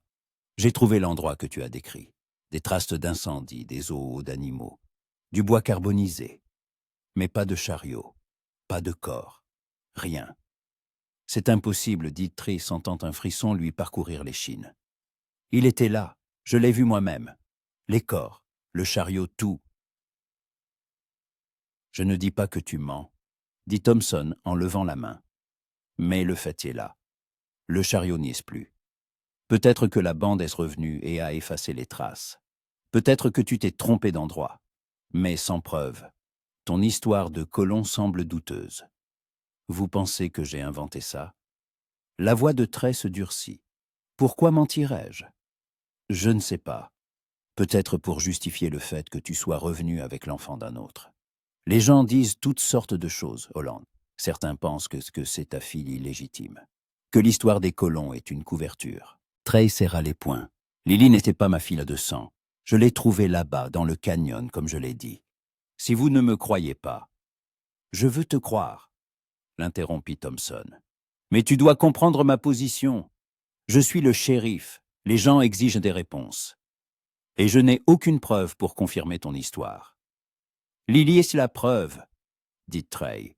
« D'où viendrait-elle sinon ? » « Il y a de nombreuses possibilités, » répondit Thompson. « Mais je ne vais pas les énumérer.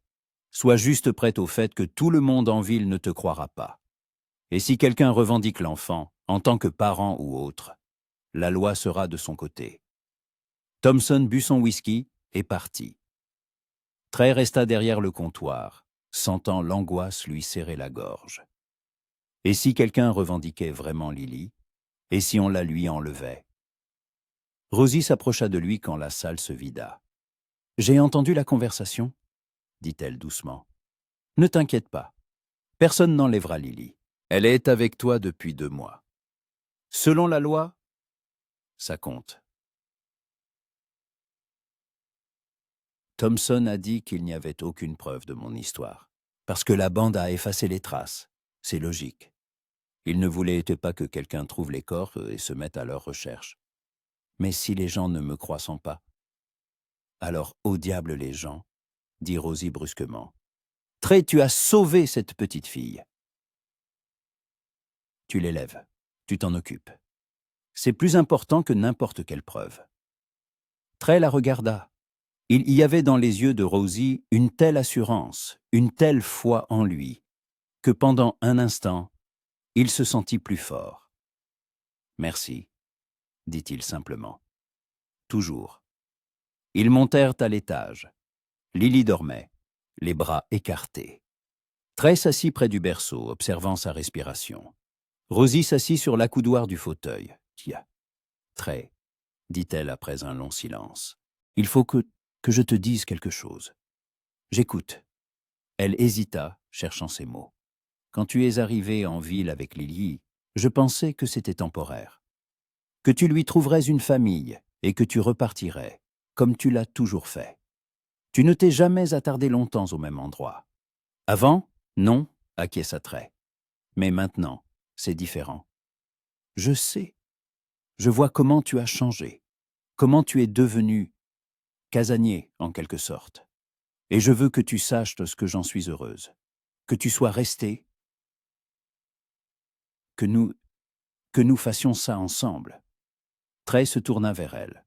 « Rosie, je ne sais pas ce qui va se passer. Je ne sais pas si j'y arriverai. Mais je veux essayer. Et pas seulement pour Lily. Pour nous. » Nous? Le mot flotta entre eux. Trey se leva, s'approcha. Rosie ne recula pas. « Oui, dit-il doucement. Nous. Toi, moi, Lily. Ça commence à ressembler à une famille. Une vraie famille. Et je ne veux pas perdre ça. » Rosie le regarda longuement, puis elle hocha lentement la tête. « Je ne veux pas le perdre non plus, » murmura-t-elle. Trey tendit la main, toucha sa joue. Rosie ferma les yeux, se blottissant contre sa paume. Il n'y avait que quelques centimètres entre eux, Siamao, et Trey sentait la chaleur de son corps, l'odeur de lavande dans ses cheveux. Il se pencha lentement, lui laissant le temps de s'écarter. Mais elle ne s'écarta pas. Leurs lèvres se rencontrèrent, avec précaution, presque avec hésitation. Le baiser fut court, chaste, mais non moins significatif pour autant. Quand ils se séparèrent, Rosie sourit faiblement. « Ça complique tout, dit-elle. Je sais, mais ça m'est égal. Moi aussi. » Lily gémit dans son sommeil, et ils rirent tous les deux doucement. Le moment était rompu, mais quelque chose restait, un lien désormais plus fort qu'à l'auparavant. Le lendemain matin, une nouvelle arriva qui bouleversa tout. Trey était descendu au saloon pour prendre un café quand un inconnu apparut sur le seuil. Grand, mince, vêtu de noir. Son chapeau était rabattu sur ses yeux, un revolver à la ceinture. « Je cherche Trey Holland, » dit-il. Dave, qui essuyait des verres, désigna Trey du menton. « C'est lui. » L'inconnu s'approcha, et Trey vit son visage. Une cicatrice sur la joue gauche, des yeux gris et durs. « Monsieur Holland, » dit l'inconnu. « Je m'appelle Nathaniel Carter. Je suis détective privé de Santa Fe. Je cherche une petite fille disparue, un nourrisson. Sa famille m'a engagé pour la retrouver. » Le cœur de Trey manqua un battement. Quelle petite fille. Blonde aux yeux bleus. Environ 4 mois. Ses parents ont été tués par des bandits dans le canyon des Roches Rouges il y a 2 mois. J'ai entendu dire que vous y étiez et que vous êtes revenu avec un nourrisson. Trey resta silencieux. Carter continua. La grand-mère de la petite est toujours en vie. Elle est à Santa Fe. Elle attend des nouvelles. Et elle a le droit légal de récupérer sa petite fille. Non, souffla Trey. Non, vous ne l'emmènerez pas. Carter soupira. Je crains que vous n'ayez pas le choix, monsieur Holland. La loi est du côté de la famille. Si la petite est ici, je dois l'emmener. Trey fit un pas en avant, sa main se dirigeant vers son revolver. Essayez, dit-il doucement, d'un ton menaçant. Essayez seulement. Carter leva les mains en signe d'apaisement. Ne faites pas de bêtises, monsieur Holland. Je ne fais que mon travail. La loi est de mon côté. Au diable la loi, dit Trey sans retirer sa main du revolver. Cette petite est avec moi depuis 2 mois. Je l'ai sauvée. Je l'ai élevée. C'est ma fille. Par le sang, elle n'est pas la vôtre, objecta calmement Carter. Et elle a une grand-mère de sang qui a plus de droits que vous. Où était cette grand-mère il y a 2 mois? La voix de Trey se fit plus dure. Où était-elle quand la petite gisait sous des cadavres dans un chariot incendié? Carter soupira, et une lueur de compassion traversa ses yeux. Mme Badani.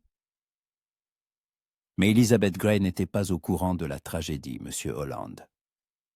Sa fille Sarah et son gendre Thomas Gray ont quitté Saint-Afait en mars. Ils avaient promis d'écrire en chemin dès qu'ils atteindraient la prochaine ville. Les lettres ne sont jamais arrivées. Madame Gray s'est inquiétée, mais elle pensait que le courrier était simplement en retard.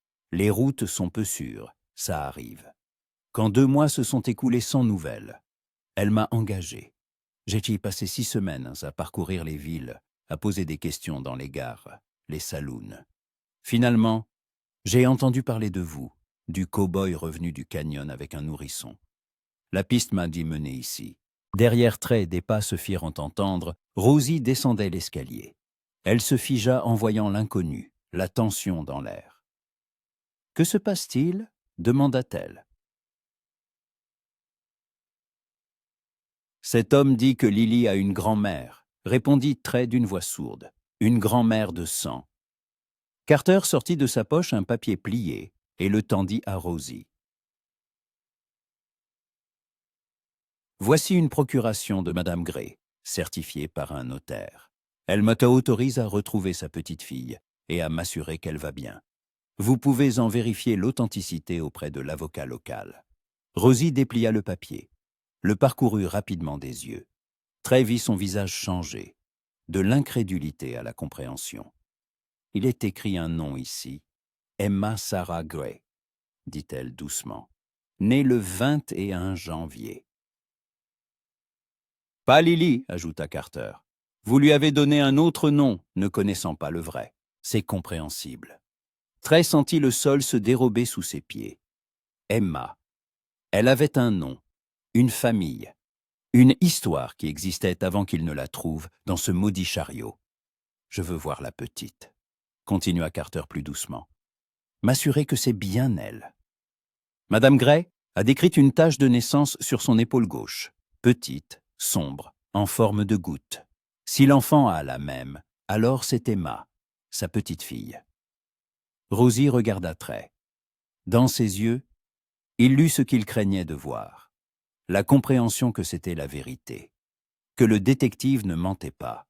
« Montez » dit-elle doucement. « Mais soyez prudent. Elle a facilement peur des étrangers. » Ils montèrent à l'étage. Lily, Emma, dormaient dans son berceau, respirant doucement. Carter s'approcha, s'accroupit et la regarda longuement. « Elle ressemble à sa mère, » dit-il doucement. « Les mêmes cheveux blonds, la même forme de visage. Madame Gray sera heureuse de voir les traits de sa fille en elle. » Rosie souleva délicatement la petite. Elle se réveilla, clignant des yeux, ensommeillée. Rosie ouvrit sa chemise, découvrant son épaule gauche. Il y avait une tache. Petite, brune, de forme irrégulière. Carter hocha la tête. C'est elle, Emma Gray. Trey ferma les yeux. Tout en lui se noua. La douleur, le désespoir, la rage contre le destin. Il savait que ce moment viendrait. Quelque part au fond de lui, il avait toujours su qu'elle ne resterait pas avec lui pour toujours. Mais il avait espéré. Bêtement, désespérément espéré. « Monsieur Holland, » dit Carter en se relevant et en se tournant vers lui. « Je comprends ce que vous ressentez. Vous avez sauvé cette petite, vous vous en êtes occupé. C'est noble. Mais elle a une famille de sang qui l'aime, même sans l'avoir vue. Madame Gray a perdu sa fille et son gendre. Emma est tout ce qui lui reste. Voulez-vous vraiment la priver de cela? Et vous, voulez-vous me priver d'elle? » La voix de Trey tremblait. « Elle est ma fille depuis 2 mois. Vous étiez son tuteur, » l'interrompit doucement Carter. « Un tuteur temporaire, bien que sans statut officiel. Mais maintenant, sa vraie famille a été retrouvée, et vous devez la laisser partir. » Trey resta silencieux. Une tempête faisait rage en lui. Le désir d'attraper Lily et de fuir, de se cacher quelque part où personne ne les trouverait. Mais sa raison disait autre chose. Carter avait raison. La petite avait une grand-mère, son propre sang, une femme qui avait perdu sa fille et qui avait droit à sa petite-fille. Rosie s'approcha de lui, tenant toujours Emma. « Trey, appela-t-elle doucement, il faut qu'on parle, seul. » Carter hocha la tête. « J'attendrai en bas. Réfléchissez calmement. La décision vous appartient. Vous pouvez rendre la petite volontairement, ou je demanderai au shérif un mandat officiel. Mais le résultat sera le même. » Il descendit. Rosie et Trey restèrent seuls. La petite respirait doucement dans les bras de Rosie, jouant avec ses cheveux. « Il a raison, » dit Rosie, la voix tremblante. « Elle a une grand-mère, une vraie famille. »« Nous sommes sa famille, » objecta Trey, mais les mots sonnaient creux même à ses propres oreilles. « Non, » dit Rosie en secouant la tête, des larmes coulant sur ses joues. « Nous l'aimons, nous nous sommes occupés d'elle, mais nous ne sommes pas son sang. Et cette femme, Madame Gray, elle a perdu sa fille, Trey, sa fille unique. Peux-tu imaginer cette douleur? Et maintenant, elle a une chance de retrouver une partie d'elle, sa petite fille. » Trey se tourna vers la fenêtre, les mains serrées en poing, les mâchoires crispées. « Je ne peux pas la donner, » murmura-t-il. « Rosie, je ne peux pas. C'est au-dessus de mes forces. » Rosie s'approcha de lui par derrière, posant son front contre son dos. « Tu dois le faire, » murmura-t-elle, « parce que c'est la bonne chose à faire. Parce que tu l'aimes assez pour vouloir ce qu'il y a de mieux pour elle. Et le mieux, c'est d'être avec sa vraie famille, avec une grand-mère qui lui donnera un nom, une histoire, une place dans le monde. Et qu'est-ce que j'ai à lui offrir? » La voix de Trey se brisa. Une chambre au-dessus d'un saloon, un travail de videur, un père qui ne sait même pas comment changer des langes correctement. « Tu as de l'amour, » dit Rosie, « un amour immense, et c'est suffisant pour faire le bon choix. La laisser partir. » Trey se retourna enlaçant Rosie et Emma. Il resta ainsi un long moment, sentant la chaleur du petit corps entre eux et eux, respirant l'odeur de l'enfance, lait, savon, quelque chose de doux et de pur. « Comment pourrais-je » demanda-t-il d'une voix rauque. « Comment pourrais-je simplement la donner et continuer à vivre? » « Je ne sais pas, avoua Rosie, mais nous y arriverons, ensemble. Nous surmonterons ça. » Carter remonta une demi-heure plus tard. Trey se tenait près du berceau, regardant Emma. La petite dormait, un petit poing serré contre sa joue. « Je la rendrai, » dit Trey sans se retourner. « Mais pas maintenant. Donnez-moi 2 jours, pour lui dire au revoir. » Carter hésita. « Madame Gray arrivera après-demain. Elle voudra voir sa petite fille tout de suite. » Alors qu'elle la voit après-demain, dit Trey en se tournant vers lui, une résolution tranquille dans les yeux. « Je n'ai pas l'intention de fuir. Je ne cacherai pas la petite. Donnez-moi juste du temps. 2 jours, puis, pour lui expliquer, même si elle ne comprendra pas. Mais j'en ai besoin. Pour moi. » Carter le regarda longuement, puis hocha la tête. « D'accord. 2 jours. Mais si vous essayez de disparaître... » »« Nous n'essaierons pas, » assura Rosie. « Je vous donne ma parole. » Le détective partit. Trey s'assit sur une chaise, le visage entre les mains. Ses épaules tremblaient. Rosie s'assit à côté de lui, l'enlaçant. « Pardonne-moi, » murmura-t-il, « pardonne-moi de ne pas être plus fort. »« Tu es l'homme le plus fort que je connaisse, » répondit-elle. « Parce que tu choisis de faire ce qui est juste, même quand ça te brise le cœur. » Ils restèrent ainsi un long moment, se tenant l'un à l'autre pendant qu'Emma dormait.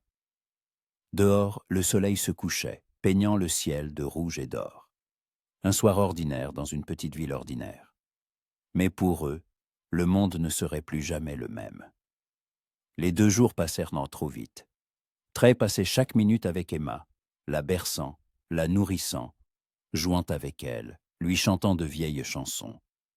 Rosie les fit photographier ensemble chez le photographe de la place principale, le seul souvenir qui resterait. Sur la photo, Trey tient Emma dans ses bras, la regardant comme s'il essayait de mémoriser chaque trait de son visage. La petite sourit, tendant sa main vers son visage. Rosie se tient à côté, la main sur l'épaule de Trey. Ils ressemblent à une famille, une vraie famille. Madame Elizabeth Gray arriva à l'aube du 3e jour. Carter l'accompagnait, une femme âgée en robe noire, les cheveux gris coiffés en un chignon strict. Son visage était pâle, marqué par le chagrin, mais ses yeux n'étaient vifs, pleins d'espoir. Trey les accueillit sur le perron du saloon. Emma dormait dans ses bras, enveloppée dans une couverture propre, la même dans laquelle il l'avait trouvée dans le canyon. Il l'avait lavée, rapiécé les trous, la conservant comme une relique. « Monsieur Holland », présenta Carter. « Voici Madame Elizabeth Gray. » La femme regardait Emma, et des larmes coulaient sur ses joues. « Dieu miséricordieux », murmura-t-elle. « C'est ma Sarah. Je la vois dans chaque trait. Les mêmes cheveux, le même petit nez. » Elle fit un pas en avant, tendit les bras, mais Trey recula instinctivement. Madame Gray s'immobilisa. « Pardonnez-moi, dit-elle doucement. Je ne voulais pas vous effrayer. C'est juste que j'ai attendu si longtemps. J'ai prié si longtemps pour la retrouver vivante. » Trey la regarda longuement. Il vit la douleur dans ses yeux, l'espoir désespéré. Il vit une grand-mère qui avait perdu sa fille et retrouvé sa petite-fille. Il tendit lentement Emma vers elle. « Elle s'appelle Emma, dit-il d'une voix rauque. Même si je l'appelais Lily, je ne connaissais pas son vrai nom. Elle aime qu'on lui chante des chansons. Elle s'endort avec une vieille chanson de cow-boy sur les prairies. Elle n'aime pas les bruits forts, ça lui fait peur. Elle mange bien, du lait de vache dilué avec de l'eau. Elle a parfois des coliques la nuit. Il faut alors lui réchauffer le ventre. » Sa voix se brisa. Madame Gray prit Emma dans ses bras, la serrant contre sa poitrine. La petite se réveilla, cligna des yeux, regarda ce visage inconnu et se mit à pleurer. « Chut, ma chérie », murmurait Madame Gray en la berçant. « Chut, ma petite. Grand-mère est là, tout ira bien. » Mais Emma pleurait plus fort, tendant ses petites mains vers Trey. Il resta immobile, les bras le long du corps, et chaque son des pleurs de l'enfant le transperçait comme un couteau. Rosie sortit du saloon, se plaça à côté de lui prit la main, elle serra fermement ses doigts. « Madame Gray, dit-elle, nous avons ses affaires, des vêtements, des couvertures, des jouets. Nous allons les rassembler maintenant. »« Merci, » répondit Madame Gray. Elle berçait toujours Emma qui pleurait, et des larmes coulaient sur ses joues. « Monsieur Holland, je ne sais pas comment vous remercier. Vous avez sauvé ma petite fille. Vous lui avez donné une chance de vivre. Je vous serai éternellement reconnaissante. » Trey hocha la tête, incapable de parler. Rosie courut à l'étage, revint avec un petit sac, tout ce qu'ils avaient rassemblé pour Emma en 2 mois. Elle le tendit à Madame Gray. « Il y a une note à l'intérieur, » dit Rosie doucement, avec des conseils sur ce qu'elle aime, comment s'en occuper, et une photo, la nôtre. Quand elle sera grande, montrez-la lui. Pour qu'elle sache qu'il y avait des gens qui l'aimaient avant qu'elle ne retourne dans sa famille. Madame Gray prit le sac, hocha la tête. « Je la lui montrerai. Je le promets, et je lui parlerai de vous, de ce que vous avez fait. » Carter l'aida à monter dans le chariot. Emma pleurait toujours, mais plus doucement, fatiguée. Madame Gray la berçait, lui fredonnant quelque chose. Le chariot s'ébranla. Trey resta sur le perron, les regardant partir. Rosie à côté de lui, leurs mains toujours jointes. Il regarda jusqu'à ce que le chariot disparaisse au tournant, jusqu'à ce que le bruit des roues s'estompe au loin. Puis il s'assit sur les marches et pleura. Rosie s'assit à côté de lui, l'enlaça, posa sa tête sur son épaule. Ils restèrent ainsi un long moment jusqu'à ce que le soleil soit haut dans le ciel jusqu'à ce que la ville se réveille complètement. « Nous avons fait ce qu'il fallait, » murmura Rosie. « Je sais, » répondit Trey à travers ses larmes.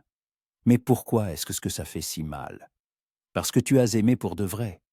Et le véritable amour est toujours douloureux à laisser partir. » Le soir, Trey n'alla pas travailler au saloon.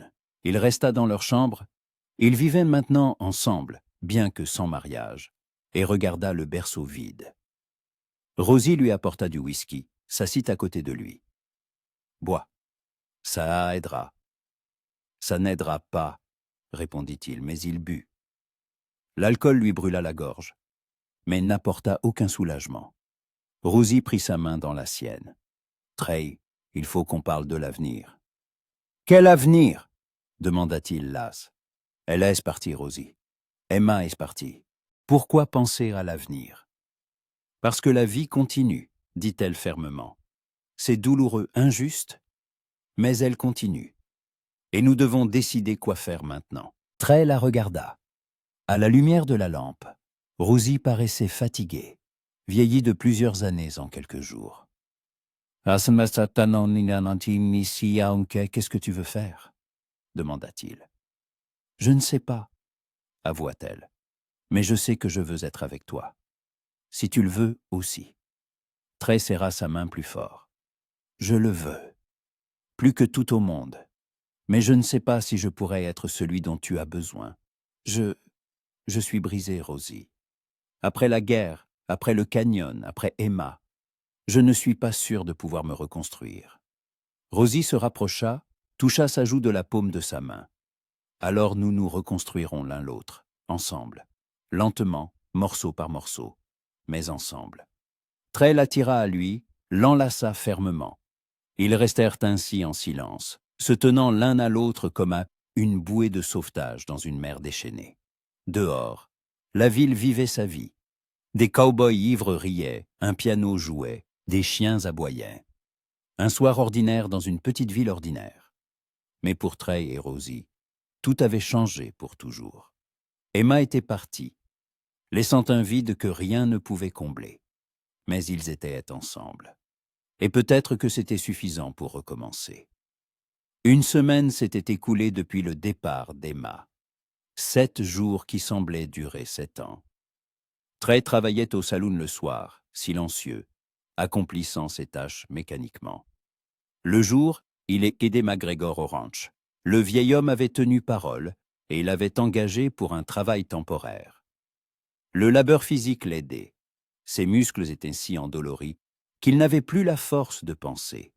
Mais la nuit, les pensées revenaient. Trey restait étendu dans le noir, écoutant la respiration de Rosie à ses côtés, et sursautait chaque fois que le silence devenait trop complet.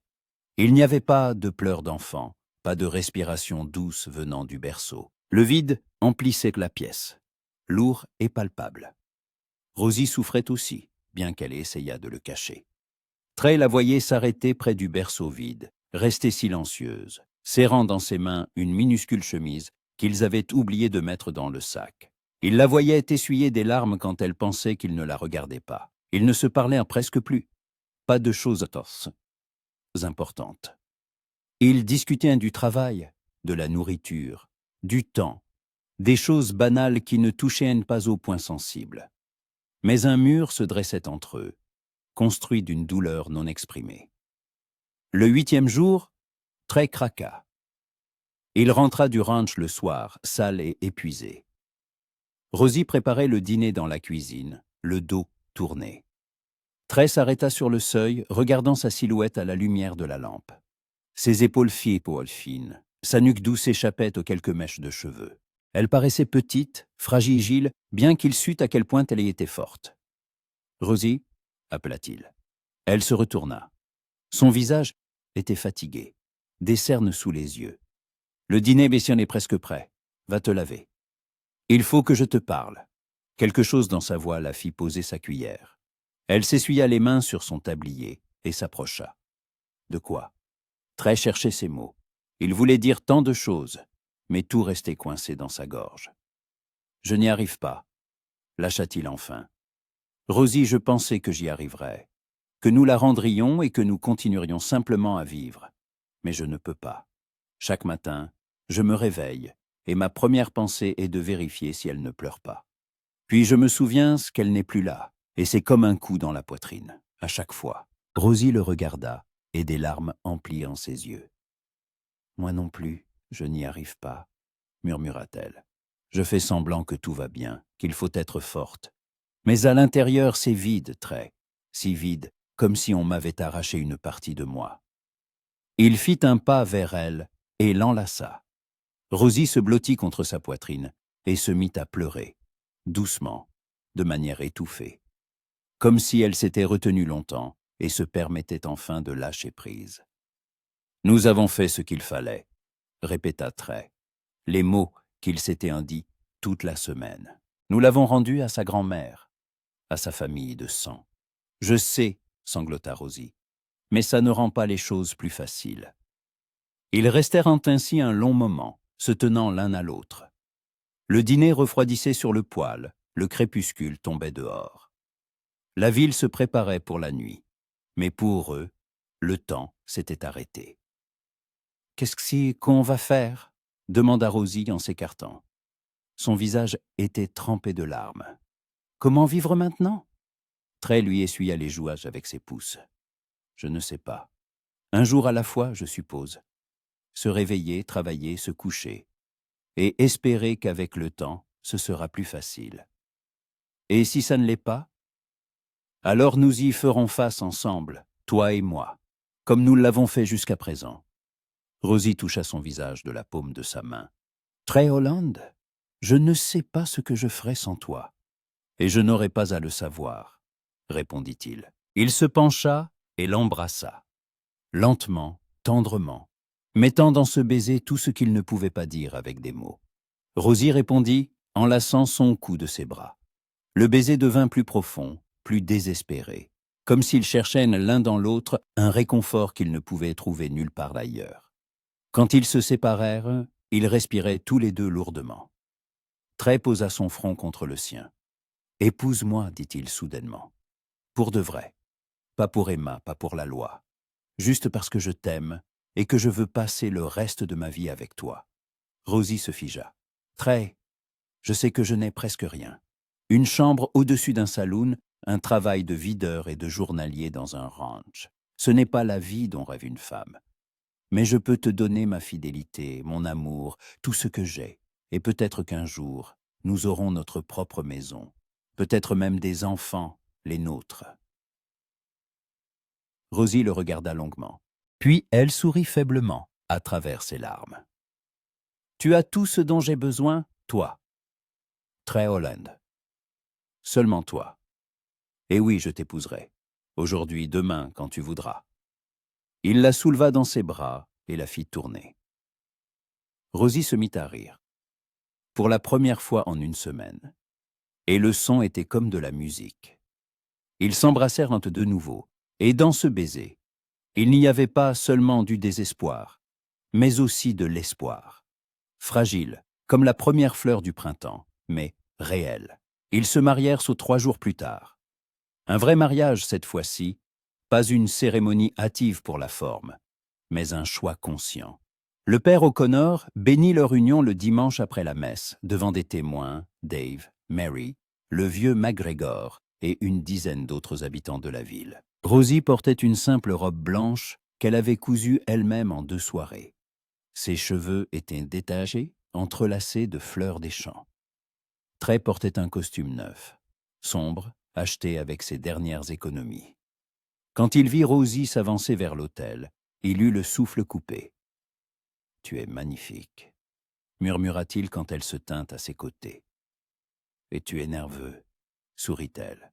« Tes mains tremblent. Je veux juste faire les choses bien. Tu les fais déjà. » Ils échangèrent leurs vœux. Trey parlait lentement, choisissant ses mots, mettant toute sa sincérité dans chaque phrase. « Je promets de t'aimer tous les jours de ma vie, dans la joie et dans la peine, dans la richesse et dans la pauvreté. Je promets de te protéger, de prendre soin de toi, d'être là quand tu auras besoin de moi. Tu m'as rendu meilleure, Rosie. Tu m'as donné une raison de vivre quand je pensais l'avoir perdue. Et je passerai le reste de ma vie à essayer d'être digne de toi. » Rosie pleurait, mais elle souriait. « Je promets de t'aimer toujours, de t'accepter tel que tu es, avec ton passé, tes cicatrices, tout ce que tu portes dans ton cœur. Je promets d'être ton soutien quand ce sera difficile, et ta joie quand tout ira bien. Nous avons perdu Emma, mais nous nous sommes trouvés. Et je crois qu'ensemble, nous pouvons surmonter n'importe quoi. » Le père O'Connor les déclara mari et femme. Trey embrassa Rosie sous les applaudissements des invités. Le baiser fut long, profond, plein de promesses pour l'avenir. Après la cérémonie, il y eut une petite fête au saloon. Dave ferma l'établissement aux clients habituels, dressa les tables. McGregor apporta un tonneau de son meilleur whisky, Mary cuisina un gâteau. Un violon jouait, les gens dansaient. Trey ne savait pas danser, mais Rosie insista. Ils tournèrent donc lentement au milieu de la salle, et il la tenait si délicatement, comme s'il craignait de la briser. « Heureux » demanda-t-elle. « Plus que je ne le pensais possible, » répondit-il honnêtement. « Après le canyon, après tout, je pensais que le bonheur n'était pas pour moi. Mais tu m'as prouvé que j'avais tort. »« Nous nous le sommes prouvé l'un à l'autre, » corrigea Rosie, « ensemble. La fête dura jusque tard dans la nuit. Quand le dernier invité fut parti, Trey et Rosie montèrent dans leur chambre. Désormais officiellement leur chambre, leur foyer. Trey s'arrêta près de la fenêtre, regardant la ville endormie. Rosie s'approcha par derrière, l'enlaçant par la taille. « À quoi tu penses ? À la vitesse à laquelle tout a changé. Il y a 3 mois, j'étais seul, sans but, sans foyer. Je dérivais. Et maintenant, j'ai une femme, un travail, un endroit où rentrer. Et c'est une bonne chose ?» Il se retourna et l'enlaça.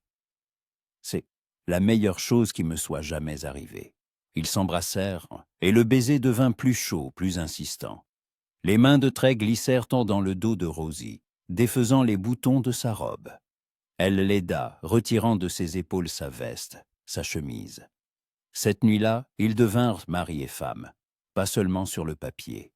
Ils s'aimèrent lentement, tendrement, pensant les blessures que la vie leur avait infligées. Et dans cette intimité, il n'y avait pas seulement de la passion, mais un lien profond, celui de 2 personnes qui avaient traversé l'enfer et s'étaient se retrouvées de l'autre côté. 1 mois passa.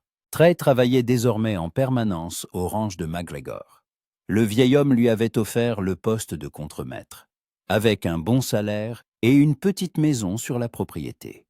Rosie et lui y emménagèrent, la meublant modestement mais confortablement. Rosie continuait de gérer le saloon, mais avait engagé un nouveau videur pour libérer ses soirées pour sa famille. Ils dînaient ensemble, s'asseyaient sur le perron pour regarder les couchers de soleil, parlaient de l'avenir. Ils pensaient souvent à Emma, mais la douleur s'atténuait progressivement. Elle ne disparaissait pas. Elle ne disparaîtrait jamais complètement, mais elle devenait supportable. Comme une vieille cicatrice qui tiraille par mauvais temps, mais n'empêche pas de vivre. Un matin, alors que Trey s'apprêtait à partir au travail, on frappa à la porte. Il ouvrit et se figea. Sur le seuil se tenait Madame Elizabeth Gray. Dans ses bras, elle tenait Emma. Trey ne pouvait pas parler. Il regardait la petite. Elle avait grandi. Ses joues étaient un peu plus rondes, ses cheveux plus longs. Emma l'examina sérieusement, puis sourit et tendit ses petites minces mains. « Monsieur Holland, salua Madame Gray, je m'excuse de venir sans prévenir. Puis-je entrer ?» Trey recula pour la laisser passer. Rosie sortit de la cuisine, vit l'invité et pâlit. Madame Gray, Madame Holland, hocha la tête la vieille femme. Heureuse de vous revoir. Ils s'assirent à table. Emma était sur les genoux de sa grand-mère, jouant avec le bord de son châle. Trey ne pouvait détacher son regard d'elle. « Je suis venu vous remercier personnellement, » commença Madame Gray, « pour avoir sauvé ma petite fille. Pour les soins, l'amour que vous lui avez donné en ces jours terribles. » « Il n'y a pas de quoi remercier, » murmura Trey. Nous avons juste fait ce que nous devions faire. Vous avez fait plus, objecta Madame Gray. J'ai lu la note que vous aviez mise dans le sac. Tous les détails, les conseils, les avertissements. Vous connaissiez Emma mieux que moi, bien que je sois sa grand-mère. Cela en dit long sur la profondeur de votre attachement. Rosie serra la main de Trey sous la table. « Comment va-t-elle » demanda-t-elle doucement. « Emma, est-ce qu'elle va bien avec vous ?»« Très bien, » sourit Madame Gray. « Elle est en bonne santé, elle grandit. Elle sourit souvent. Mais il y a un problème. » Trey se tendit. « Lequel ?» Madame Gray les regarda tous les deux longuement. « Elle se souvient de vous ? Pas consciemment, bien sûr. Elle est trop petite. Mais au niveau de l'instinct. Les premières 100 semaines, elle pleurait toutes les nuits. J'ai tout essayé. La bercer, chanteur, la réchauffer. Rien n'y faisait. Alors je me suis souvenu de la note. Vous parliez d'une chanson, une vieille chanson de cow-boy sur les prairies. J'ai demandé à une connaissance de la chanteur. Et Emma s'est calmée. Elle a reconnu la mélodie. Trey sentit sa gorge se nouer. « Je la lui chantais tous les soirs, » dit-il d'une voix rauque, avant de dormir. « Je sais. Et elle s'en souvient. C'est pour ça que je suis ici. » Madame Gray passa délicatement Emma à Trey. La petite alla vers lui sans hésiter, s'installa dans ses bras, enfouissant son visage dans sa poitrine. Trey l'enlaça, la serra contre lui, et des larmes coulèrent sur ses joues. « Ça, Monsieur Holland, Madame Holland, » continua Madame Gray. « Je suis une vieille femme, j'ai 67 ans, j'aime Emma de tout mon cœur, mais je connais mes limites. Dans 10-15 ans, je ne serai peut-être plus là, et Emma se retrouvera de nouveau seule. Que proposez-vous » demanda Rosie, une lueur d'espoir prudent dans la voix. « Je propose un compromis, » répondit Madame Gray. « Emma restera avec moi à Santa Fe, mais vous ferez partie de sa vie. Rendez-nous visite quand vous le pourrez. Écrivez des lettres. Quand elle sera plus grande, qu'elle vienne passer l'été chez vous. Soyez ses parrains, ses mentors, ses seconds parents, pour qu'elle sache qu'il y a des gens qui l'aiment, en plus d'une vieille grand-mère. » Trey regarda Emma, puis Rosie. Dans ses yeux, il lut la même question, le même espoir. « Vous proposez vraiment ça ?» demanda-t-il. « Vraiment, » dit fermement Madame Gray. « Emma a perdu ses parents, mais elle ne doit pas perdre tous ceux qui l'aiment. Vous lui avez sauvé la vie, Monsieur Holland. Donnez-moi une chance de vous donner quelque chose en retour, une place dans sa vie. Pas en tant que parent, ça je ne peux pas le proposer, mais en tant que famille. Une famille élargie, inhabituelle, mais une famille. » Rosie se mit à pleurer. Trey l'attira à lui, l'enlaçant d'un bras, tenant Emma de l'autre. « Nous sommes d'accord, » dit-il. « Merci. Merci, Madame Gray. » Madame Gray resta à Silver Creek pendant 3 jours. Trey et Rosie passèrent chaque minute libre avec Emma. Ils jouaient, se promenaient, chantaient. La petite les reconnaissait, non pas qu'elle se souvenait, mais elle sentait quelque chose de familier, de sûr. Elle souriait plus souvent, riait. Quand vint le moment de se dire au revoir, ce fut difficile. Mais pas comme la fois précédente. Cette fois, ce n'était pas une fin. Et c'était un South Côte 110. « Écrivez, » dit Madame Gray en montant dans le chariot. « Et venez quand vous le pourrez. Mes portes vous sont toujours ouvertes. »« Nous viendrons, » promit Rosie. « Nous viendrons, c'est sûr. » Le chariot s'ébranla. Emma était assise sur les genoux de sa grand-mère, agitant sa petite main. Trey et Rosie lui firent un signe en retour, debout sur le perron de leur maison, se tenant la main. Quand le chariot disparut au tournant, Trey enlaça Rosie. « Tout ira bien, dit-il, nous la reverrons. »« Je sais, » répondit Rosie, « et c'est déjà un bonheur. » 6 mois passèrent.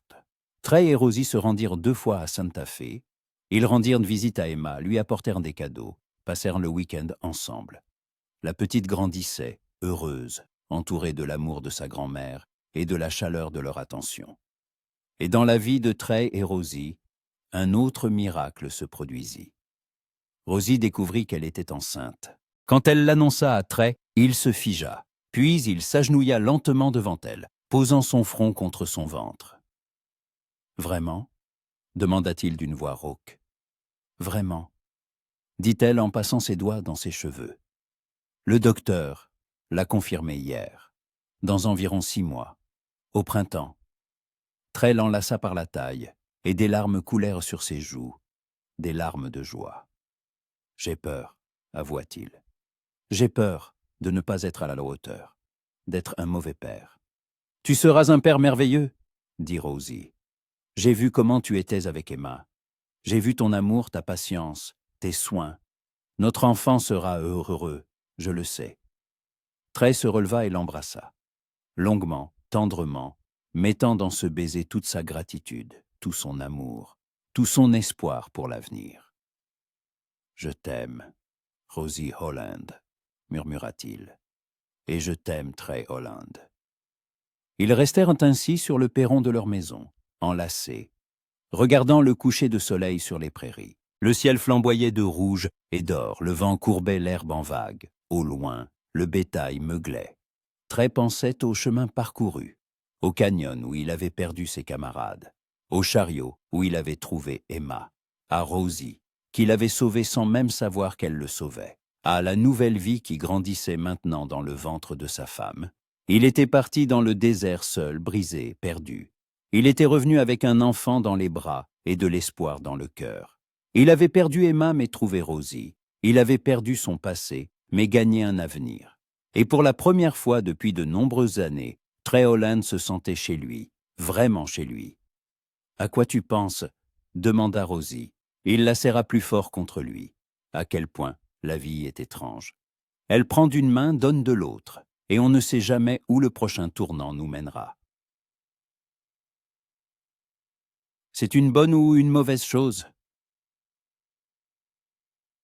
Une bonne chose, sourit Trey. Une très bonne chose, parce que ce tournant m'a mené à toi.